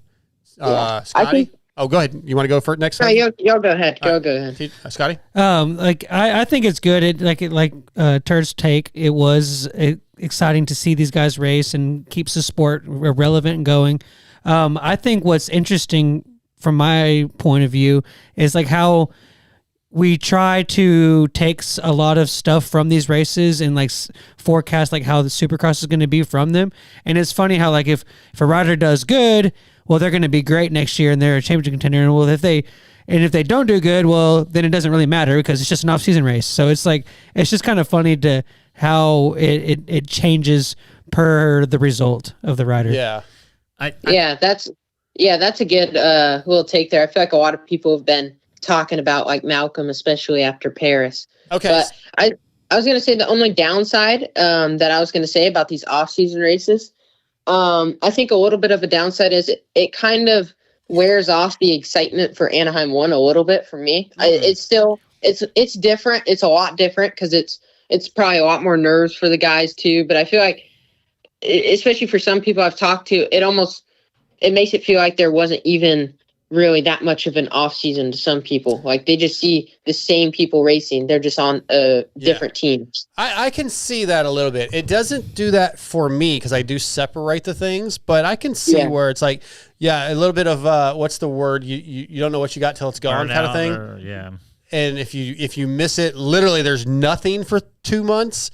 I can see that. I do want to go back, and TJ, you still got to make your point. Yeah, go ahead. But the Malcolm Stewart thing, or the results at Paris, we've done a lot, right? Like, Cooper Webb looked overweight a couple years ago. He didn't look good. Oh, boy.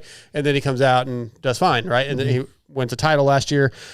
With Malcolm, I do feel like I'm not going to say, he's going to beat Jet and Hunter. Right. But I'm going to say he's going to be better than maybe he would have been had he not done that well, because mentally for himself, that had to be a massive confidence booster. I tried to get him on the show tonight, but he didn't answer. But what does it do if he does take that confidence boost, he puts that into his training and shows up at Anaheim 1 and then gets a 8th? Well, then all that that makes it even opposite, like negative effect at that point. Good, I guess, but I'm gonna put it towards. I think it's going to be very positive. He was coming on strong this last year. He obviously got his first win, winning Paris the way he did, and it wasn't like Jet and Hunter were just terrible. It just Malcolm was amazing. So I just hope that builds another level of confidence for Malcolm. TJ, though, go ahead and give your thoughts on Hudson's question. Well, Hudson did bring up something that I hadn't thought about. It was talking about like how good is it for the sport that they're going to these other countries, and I'd love to see the numbers on. I mean, are we really now? I think it's awesome for us. I think it's awesome for the hardcore fans, but I really have a hard time believing that people in like Indonesia are going to be like, oh God, I love Supercross now, and that's going to be their new love. You know, like how often is that happening? I'm sure the fans over there who already are fans are spending their time and money. Yeah. They know the sport, but or is it really bringing in people? I would say it's a small percentage, but even if it's one family, okay, well that's one more family. You know, that's whatever. It's not bad. It's not going to hurt the sport. That's why the local government gets involved, because it's gonna get people. I think it does, especially like an Indonesia race or something like that. Is gonna get people that have never probably even seen a dirt bike before at those things. Hey, I just thought of something. It's totally off the subject, but since you're on the phone, Hudson, I want one of your Minio jerseys for the studio. I got you. Okay, and then send that with my new pants that you ripped. Yeah. That was Order like a some. year ago. No, I'm joking. Yeah, I do want one of your jerseys for the studio though. But anyway, Yeah. go That ahead. you were talking about Malcolm Stewart with Paris. That kind of led into my next little turds take here. Okay. So I heard I don't know where I heard this from. Maybe it was some TikTok or something like that. But I heard a lot of people agreeing on this theory that Paris Supercross is kind of weird, but so Jet won. So it's hard to explain, but It's okay. whoever wins Paris wins the AMA championship. It's a crazy theory, but Cooper won last year. Yep. He won Paris. He won the championship, and Jet the year before. And they even went back like farther until like really old people like my dad. Now it didn't work out for my dad. Like my dad won Paris, I think twice, the King of Paris or whatever, and he never got a championship. But he's irrelevant here because he's old. So I think it's changed. And I don't know. I'm feeling something about Malcolm Stewart. I don't think he's going to like straight up go out there and whoop Jet and Chase and all these people. But I think this is going to be Malcolm's best year yet. Just not even just based on his result, but watching him ride at Paris. Watching him ride at Paris, it looked like not a whole new Malcolm Stewart, but it looked like an improved Malcolm Stewart. Both like, I felt like I saw it like mentally too. Yes, I agree with you. I feel like it was a new him. Like he's been working on himself, like his confidence and everything. But who knows? Like that could all change at A1. Yeah. Well, my only thing on that is I wonder how much of that was track induced or if it's just really where we're at with Malcolm. Yeah. Well, I will say Malcolm has a lot more speed in Supercross than your dad had. And so I think his. Why are we bashing on Andrew so much? He's got to win. I mean, I know, but come on. I mean, I didn't say he's not. He's a better, got just as many wins as Malcolm does. But come on, like the speed wise, I think even Andrew would say that. But the point I was trying to say is I think Malcolm started so late in his like push. I think that's allowing him to go deeper into his career and continue to get better. Could be. Yeah, that makes sense. I like it. But yeah, those were good turds takes. Is that's what you got for us tonight? And we got to make fun of shorties. I got one more. Okay, give us one more. This is a semi-hot take. Oh boy. All right. Jorge Prado. I'll start off with this. All right. Jorge Prado's best finish this upcoming Supercross season will be a 5th place. I hate you. I think that's a good hot take. That's yeah. Jorge for the Are we talking like a mutter, or are we talking a legit? I'm talking. I know there's got to be at least one mutter this Supercross season, or something's going to happen. There's going to be a first term pile up or something. Jorge Prado's going to get a 5th place. That's going to be his best finish. Yeah, best finish. Not oh my god. Right. Oh my god, that is a hot take there, Turd. No, I'm getting a massive leg cramp right now. Yeah, that's I picked it for the championship last year. I was completely wrong. What's crazy is gonna I think if podium. you ask Jorge and then his team and KTM and all that, like I would say that just inside the top 5 would not be. I mean maybe Supercross, but like I feel like that's kind of like low or like I feel like he could probably do better than a 5th. I think podium for sure. Really? I'm going to stick with Hudson and say, yeah, 5th is probably the. You think he's going to get a best he podium could do. over Chase, Multiple Jet, podiums. Hunter, Eli, Kenny, Justin Cooper? Yep. Yeah, you're. Aaron Plessinger even. I guess you're right. Yeah. You know, Jason. I guess we don't know how he's gonna be. 5th is a AP. reach. Yeah, no, I'd say 1/5. That's pretty damn accurate. Multiple podiums. You know what? Let's make a massive. We need to write this on a piece of paper. I'm doing it now. I'm just saying from Jorge's perspective, he would say the best you think I'm going to do is 5th. Yeah, he's going to Well, get a from podium. his perspective, yeah. I know, but I'm just can saying. he really say much after the year he Right? just No, had? he really Well, can't. that was not his fault. He also said in the outdoor series that he had the potential to win. So Yeah. But that was the bike's problem. That wasn't his. yeah, I think Chase is going to win. I got another hot take right here. This one's really hot. Chase is going to win A1 2 years in a row because they gave him the fast bike. That's a good one. All right. I got this note right here. We're going to keep this here for the season. And you said, TJ, Multiple podiums. Okay, TJ, multiple I didn't agree. pods. I didn't agree with that. Yeah, I don't We either. have to put something on this. There's got to be a wager. Or Well, something. we got a month to figure this out. We'll put something on this. I'm I'll tell you down. what. Here's our second listener contribution. You guys tell us what the wager should be. Go to motoxpod.com, click on that contact form, Remember, Be he's a respectful. child. and tell us what the wager should respectful. be. Yes, Hudson's a child, so it can't be anything too crazy, but I think whatever it is should hurt TJ monetarily because that's where not a chance. Yeah. that's where his You could passion is not spending money. Yeah, because you can't humiliate him. No, he doesn't care you about could anything. shave his head and Yeah. he wouldn't care as long as he I got tell to you spend what. $50. Hey, Hudson, do you like steak?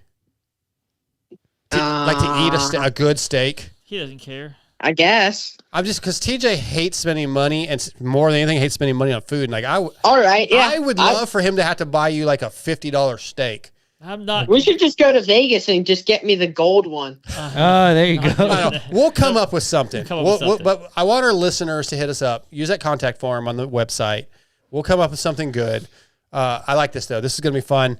All right, Hudson. We're gonna let you go. We got Hudson, a couple what- of things. To what get classes are you racing in Never Minios? mind. Yeah, you're good. I'm gonna have 2 classes to race for Supercross and 2 classes for motocross. So I'm gonna race 125 BC 12-17, and then basically the same class again, Schoolboy 1, 12 to 17. Who's your biggest competitor? Who you worried about? I'm worried about a lot of kids, dark side. I'm worried about like at least 8 kids, probably. Okay, then let's rephrase. What are your expectations? That's what I was gonna ask. Yeah. I wanna have a consistent week. It's hard to have a consistent week at Minios, Very and it hard. never goes perfect. Yeah. It's a really long week. It's like 8 days of racing, I think, 7 maybe. Heat So I want to races be and- consistent and good starts. I just want to put myself in a good position and just short style and push as hard as I can until people better than me pass me. Okay. All right. I like it. We're going to be keeping our eyes on you. You know you're our guy, so we want the best. Yep. Come home safe at the end of the day. I think we should do a helmet sticker deal. Well, I don't have, we don't have the pulp budget, so you tell me what that would cost us. And then I got to I've get got you a an- sticker somehow. I've got a cherry sticker over here they gave us today.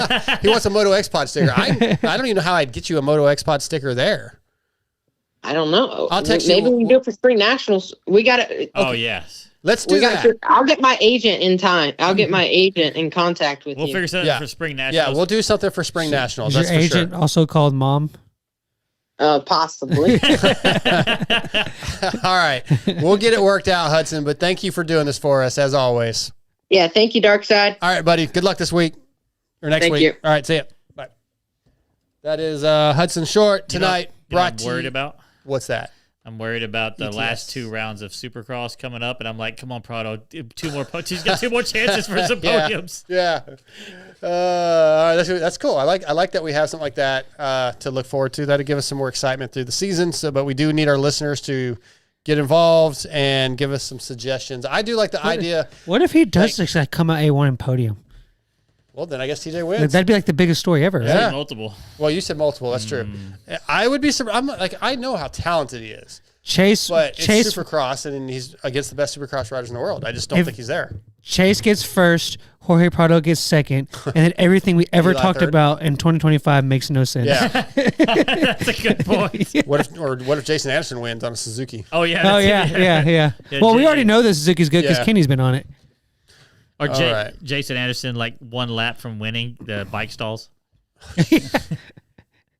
All right, Cherubies USA from the Jumpstart factory Jason. floor to the finish line. What'd you say? Just jumpstart Jason. I hope they don't come Yeah. up with. They're gonna like kickstart Kenny and jumpstart Jason. Wouldn't be, you can't jumpstart a kickstart. Somebody in here was talking about Bump start. bump start when they're about what's Ben his, Kelley? Yeah. Ben was telling that story. They're like, well, if you had a Kickstarter, you wouldn't have to worry about his battery dying. If you had a Kickstarter, you'd be sitting there kicking. That's that was the dumbest take I've ever heard. yeah. He just called our Yeah, one of our listeners. Wow. Wow. Wow. I think it was We don't also- think you're dumb. I think listener. that was just one of the same people that was like, I think it's Moto Man. it was like, well, wish I would quit changing up the time of the show and the day every week. Moto Man. Yeah. Sorry. Yeah. If you come out with that, I have no sympathy for you. From think the he's factory trolling floor you. to the I know. finish line. That's what I said. I said rage bait. This is a Cherubies For over 40 years, we've shaped the look, feel, and protection of motocross. Every curve, every vent, every color, engineered for riders who push the limits. Cheruby's plastics and accessories are built for durability, tested in the harshest conditions, and trusted by champions worldwide. Whether you're lining up at the gate or chasing your next ride, Cheruby's gives your bike the identity it deserves at CherubysUSA.com. Let's see. So we've got T-Bolt USA Top 5, and that is all the segments that are left. If you are a pit bike enthusiast and love straightening around on a CRF 110, a KLX 110, or a TTR 110, you need TBoltUSA.com bookmarked on your web browser. T-Bolt USA is a pit bike supply site that has everything you need for your pit bike. You can find handlebar kits featuring BBR and Pro Taper bars, D&M shocks, and even full bikes from YCF, Pitster Pro, and Piranha. T-Bolt USA has it all.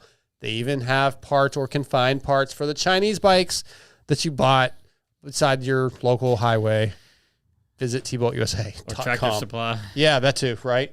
TBoltUSA.com. We're getting emails, so I think we're getting some entries. Let's see here. I got one for the hat already.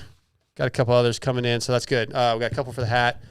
All right, so this week's top 5 was presented by a listener. I don't have his name for us last week. He wanted to know our top 5 bikes that we've ever owned. We have done this one before. It was a while back. It was a while back. We've had some new listeners. So I'm going to start this with one of our listeners who sent in his. This is Vathic. Top 5 bikes I've owned. Let's see here. His 5th, 2005 KX250, my first 4-stroke motocross bike. It worked well for me, but let's face it, those bikes were pieces of crap. Number 4, 2008 KX250, a significant improvement from the 05. A few seasons of cross-country racing in the Torn series and an odd moto race here and there. Bit of an overheating issue, but otherwise a good bike. 82 XR80, my first bike. I got it when I was about 10. I was only a year younger. It was only a year younger than me. I ran that poor bike into the ground.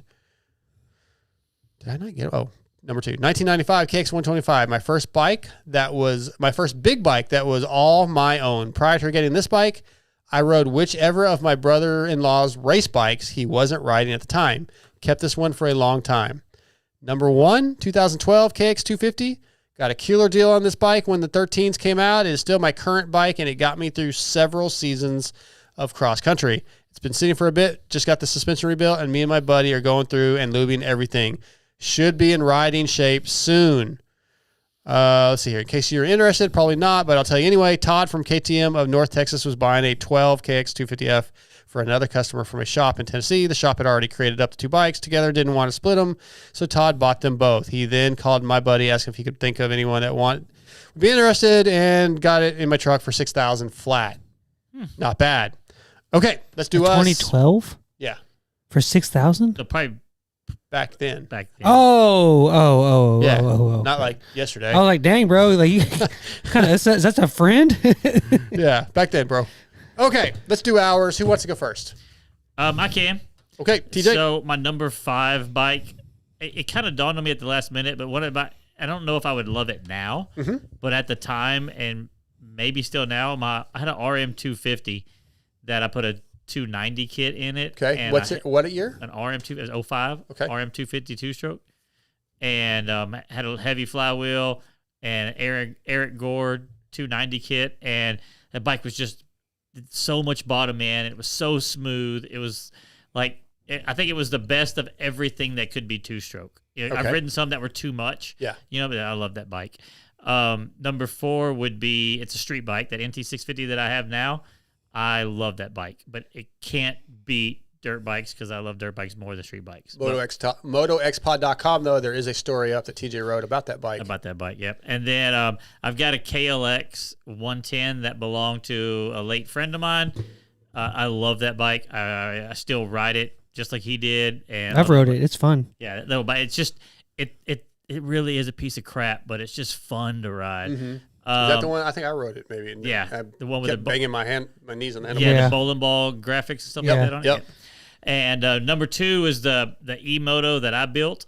that electric bike that I built. I The love Honda it. frame and what kind of? It's a 03 Honda frame with an EM 160 EM 160. I can't remember what motor it is. Anyway, I built, and then I jumped quickly to the top of the list. I got a new electric bike this week. It's called an Ultra B, and in 2025 they updated it, and oh my god, this bike is so unbelievably good. But this is not like a full scale dirt bike, like It's close. like a Stark, is it? It's, No, it's no, more no. like It's in between like a Suron and a big bike. You know, Okay, yeah. Imagine a bike. Okay, the size of the bike, if you were sitting on it, would be something like a Honda 230. You're talking about like one of those trail bikes or Yep. whatever. But God, this thing is so fast. It pushes up to 21 kilowatts, which is obscene for a bike like this. And I cannot get over how good it feels like a dirt bike. Yeah. It's the closest thing to like one of the like Chinese electric bikes that I've ever ridden that is just this good. cool. That's I your love the list? bike. It's my favorite bike right now. You want to go, Scotty? You want me to go? Yeah, I can go. I've only owned I was just counting. I've only owned like 9 bikes. So Well, you should be allowed with top 5 then. top 5 is pretty easy. Yeah. I will say that right in the middle, I will put the KLX 110 that we had. We had that bike. I still have it. It just needs to top end. But that first generation of 110s was awesome. That was one of my favorites. Also, I had an 04 YZ250. They had the reed and the FMF exhaust and all the kind of that kind of stuff done to it, and that thing was so smooth to ride, and I loved that bike. I sold it to go to college, and look where that got me. And then also even though I've had problems, one was my own, one was not. The 2017 KTM 450 that I still currently have, even though I've had it for like 4 years and I've only been able to ride it for about a year and a half of all that time. That's when it does run, just like a KTM usually is. It's the funnest bike I've ever rode. It's easy and it has all the cool stuff on it, and I really enjoyed that bike when it does run. We had a 02 CR125 that me and my buddy Spencer split, and we didn't have it very long, maybe like a year, but it was the best handling bike I've ever rode. Like, it was just so fun to ride because it would go anywhere in a corner. It was light, as nimble. It didn't have any power. It was slow as crap, but just riding it was fun. Yeah. And then the best bike was we had it was like an 89 PW50. It was my first bike. I had it for like 6 years. Never did anything to it, and it ran like a scalded dog every single time you read it. We ended up getting stolen. I think I've told this story on the show before. Ended up getting stolen. Insurance replaced us with a brand new one, a 2001 PW50, and I don't know if we got a lemon or what, but that bike never had a single day where it ran as good as that old 88 did. That's funny.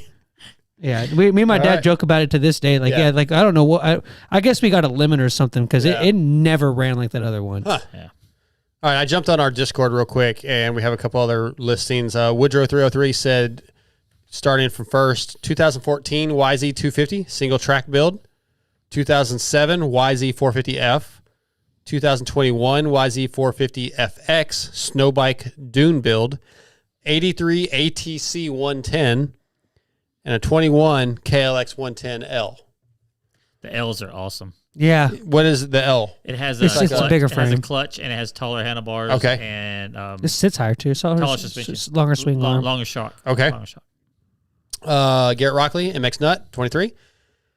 Number 1 has to be my 85 XR80. I was about to say, Garrett's bikes are going to be deep cuts. Yeah, Honda that I still have. It's an indescribable, and I love that old relic. Also was my Christmas present in December of 84. 2000 YZ250, won a lot of races on that bad boy. Current 82 490 Mako. All the power. Its bark commands respect, and it's fairly well suspended. 97 XR400, done by Al Baker's XRs only. It's unstoppable. And an 83 RM250 that I started racing vintage MX on. Wish I still had it. That is our Discord list. And my list, I didn't do an order. I don't really necessarily have I could do my favorite, I guess, but I'll do them out of order. I'll tell you which one was my favorite. 1980 Y Zinger, my first A Zinger. Yeah, that was before they were P-dubs. Yeah. Just Yeah. Zinger 50. That was my Christmas present or birthday present. I don't even remember what I got it for, but I was 5. It's my introduction to riding dirt bikes. The 93 CR250, the first bike I bought with my own money. I was a senior in high school. Bought that. Just a badass. I loved that bike. I just left in the back of the truck all the time, so it was just always... So this just look cool. Because I thought I was cool. Yeah. In the back You, of my you Ford said it was Ranger. at 250? Yeah. In the back of yeah. my Ford Ranger. Hell It yeah. was sick. 06. What? I was Just just the thinking Ford sorry. Ranger. My 06 CRF 450, which I still own. It's just in parts out there. One of these days, I'm going to put it back together. Yeah, Need I'd like to wheels. do that build. I need rims. I need rims for that bike because it's got cracked hub rims. It's too So I bad just- we don't know anybody owns a. Yeah, I don't know. Somebody he, just ship he, some hubs well, to. I'd have, Yeah, to like pay, if I'd you- have to pay for those. Just ship Almost the like hubs someone to had him. a T-shirt on. Ship the hubs and have them build my wheels. You mean? Yeah. Yeah. I mean, but what's a rim? Yeah, I need to do it. It's just sitting there. Couple $100. All right, so I think my favorite bike of all time still is the 23 Husky FC350. Yeah. And That was a good bike. yeah, I had so much fun on that thing. That changed my riding. I It mean, did. like I instantly stepped up. Because I hadn't seen you ride in a little while. Yeah. And then like you had been getting in shape and all that stuff. And last time I saw you ride was like a few years. And then I saw you ride that. I was like, who the hell was that? Yeah. Yeah. It was. It you was were definitely like a different person. completely different person. 350s are so good. And Yeah. honestly, like even my 25 KTM 350 that I had didn't feel like that bike. Like that Husky, I just was so confident no matter what I wanted to do, it was going to do it. Mm-hmm. Yeah. And then, I think that generation of frame Yeah. was really good. For, yeah, for because they changed it for the amateurs. next year. Yeah. Yeah. And this is going to sound like pandering, but right now, the 26 YZ250F that I just got, I'm really loving riding it. I'm still relatively new to the I love 250F. So, 250s, yeah, that's going to be in my top 5. That's my top 5s. Short and sweet. So your YZ 250 didn't make that The list? two-stroke? Yeah. That Kiefer and, no, I didn't. No. Cutting my hair for a bike that I didn't like. But you still think you came up on that Oh, one? 100%. Absolutely. Yeah. That was a good bike. I rode it a couple times. No, it really wasn't. Like, I sold it to a guy that loves YZ250s, and he's like, I got rid of it right away. He said there was something not right with that bike. Oh, for real? Yeah, he Really? said it was not, couldn't get it to handle. Like, all the things I complained about, he's like, I told him all these things. He's like, yeah, it's fine. I'll figure it out. He's like, no, I couldn't ride that bike. Huh. He couldn't figure it out. You Did effed you it had up the that suspension bad. done by somebody? Race Tech. Well, no, Yeah, I no, don't it think wasn't. It wasn't race tech. suspension. It was just, huh? It wasn't race tech. No, You it didn't get wasn't. It wasn't the suspension so much as like the chassis just felt weird. Like it did weird things even before I had race tech. It did The one time I It was did. probably built by the same people that built the PW that he had. Yeah, we got a lemon. right. Yeah, maybe. The one time I did Built race on it. Friday. The one time I excuse me, I did race that YZ250. It did like just wash out randomly and Yeah. like I fell. Like it's a spot that I've never fallen before. Something just wrong with it. All right, FXR is designed by racers for racers with industry-leading fit, finish, and performance. Progression is the name of the game with every new piece created. Kiefer sabotage. At FXR, we push our brand to the next level to provide you with the best products possible. Used by Malcolm Stewart, Mokoff FXR Club MX Yamaha, Mike Brown, Brock Tickle, Chris Kiefer, and many more. FXR has core motor roots, so visit fxrracing.com or go to your local dealership and see all that they have to offer. Guys, I think that's a wrap on this show. We are off the next 2 weeks. So next week, there's no Steve, no MotoXpod. The following week, after the Australian World Supercross, Steve's show will be Tuesday night. I'll be in studio, and we're off this because I'll be traveling home. So, yeah, we got a couple weeks off. A couple weeks off from Pulp MX, but sorry. I got to go to work. Yeah, you got to go back to work. So I assume, well, we won't be back for basically that's 3 weeks because it's 2 shows. Yeah. So 3 total weeks. Yeah. So yeah, Okay, everybody hear that? Next Yeah. 2 weeks, no, we will shows. not have a show. So when we come back, be like, will they ever figure out when they're going to have shows or not? Yeah. We're telling you right now. I am Moto working Band's gonna on. keep us in Yeah, I'm doing a one-on-one that will be on our podcast feed with Zach Heron from GNCC. I have been in contact with Ellie Reed about doing a Moto Mom, so hopefully those will be coming out in the next couple weeks. We'll try to put some stuff up, just no full show. So, yeah, I want to thank all of our sponsors, including Yamaha Motor USA, Race Tech, Guts Racing, X Brand, FXR, ETS, T-Bolt USA, Grill Your Ass Off, Cherby's. I want to thank Ben Kelley, Joe Shimoda, and Shawn Smith. You two guys for doing the show. Our YouTube chat. Check out MotoXpod.com. Follow, like, and subscribe to the YouTube channel. What else? Am I missing anything? Nope. You guys ready to go? Yep. Get some sleep? Yep. TJ's not sleeping. TJ's got to drive. All right, we're out. See you in a couple weeks.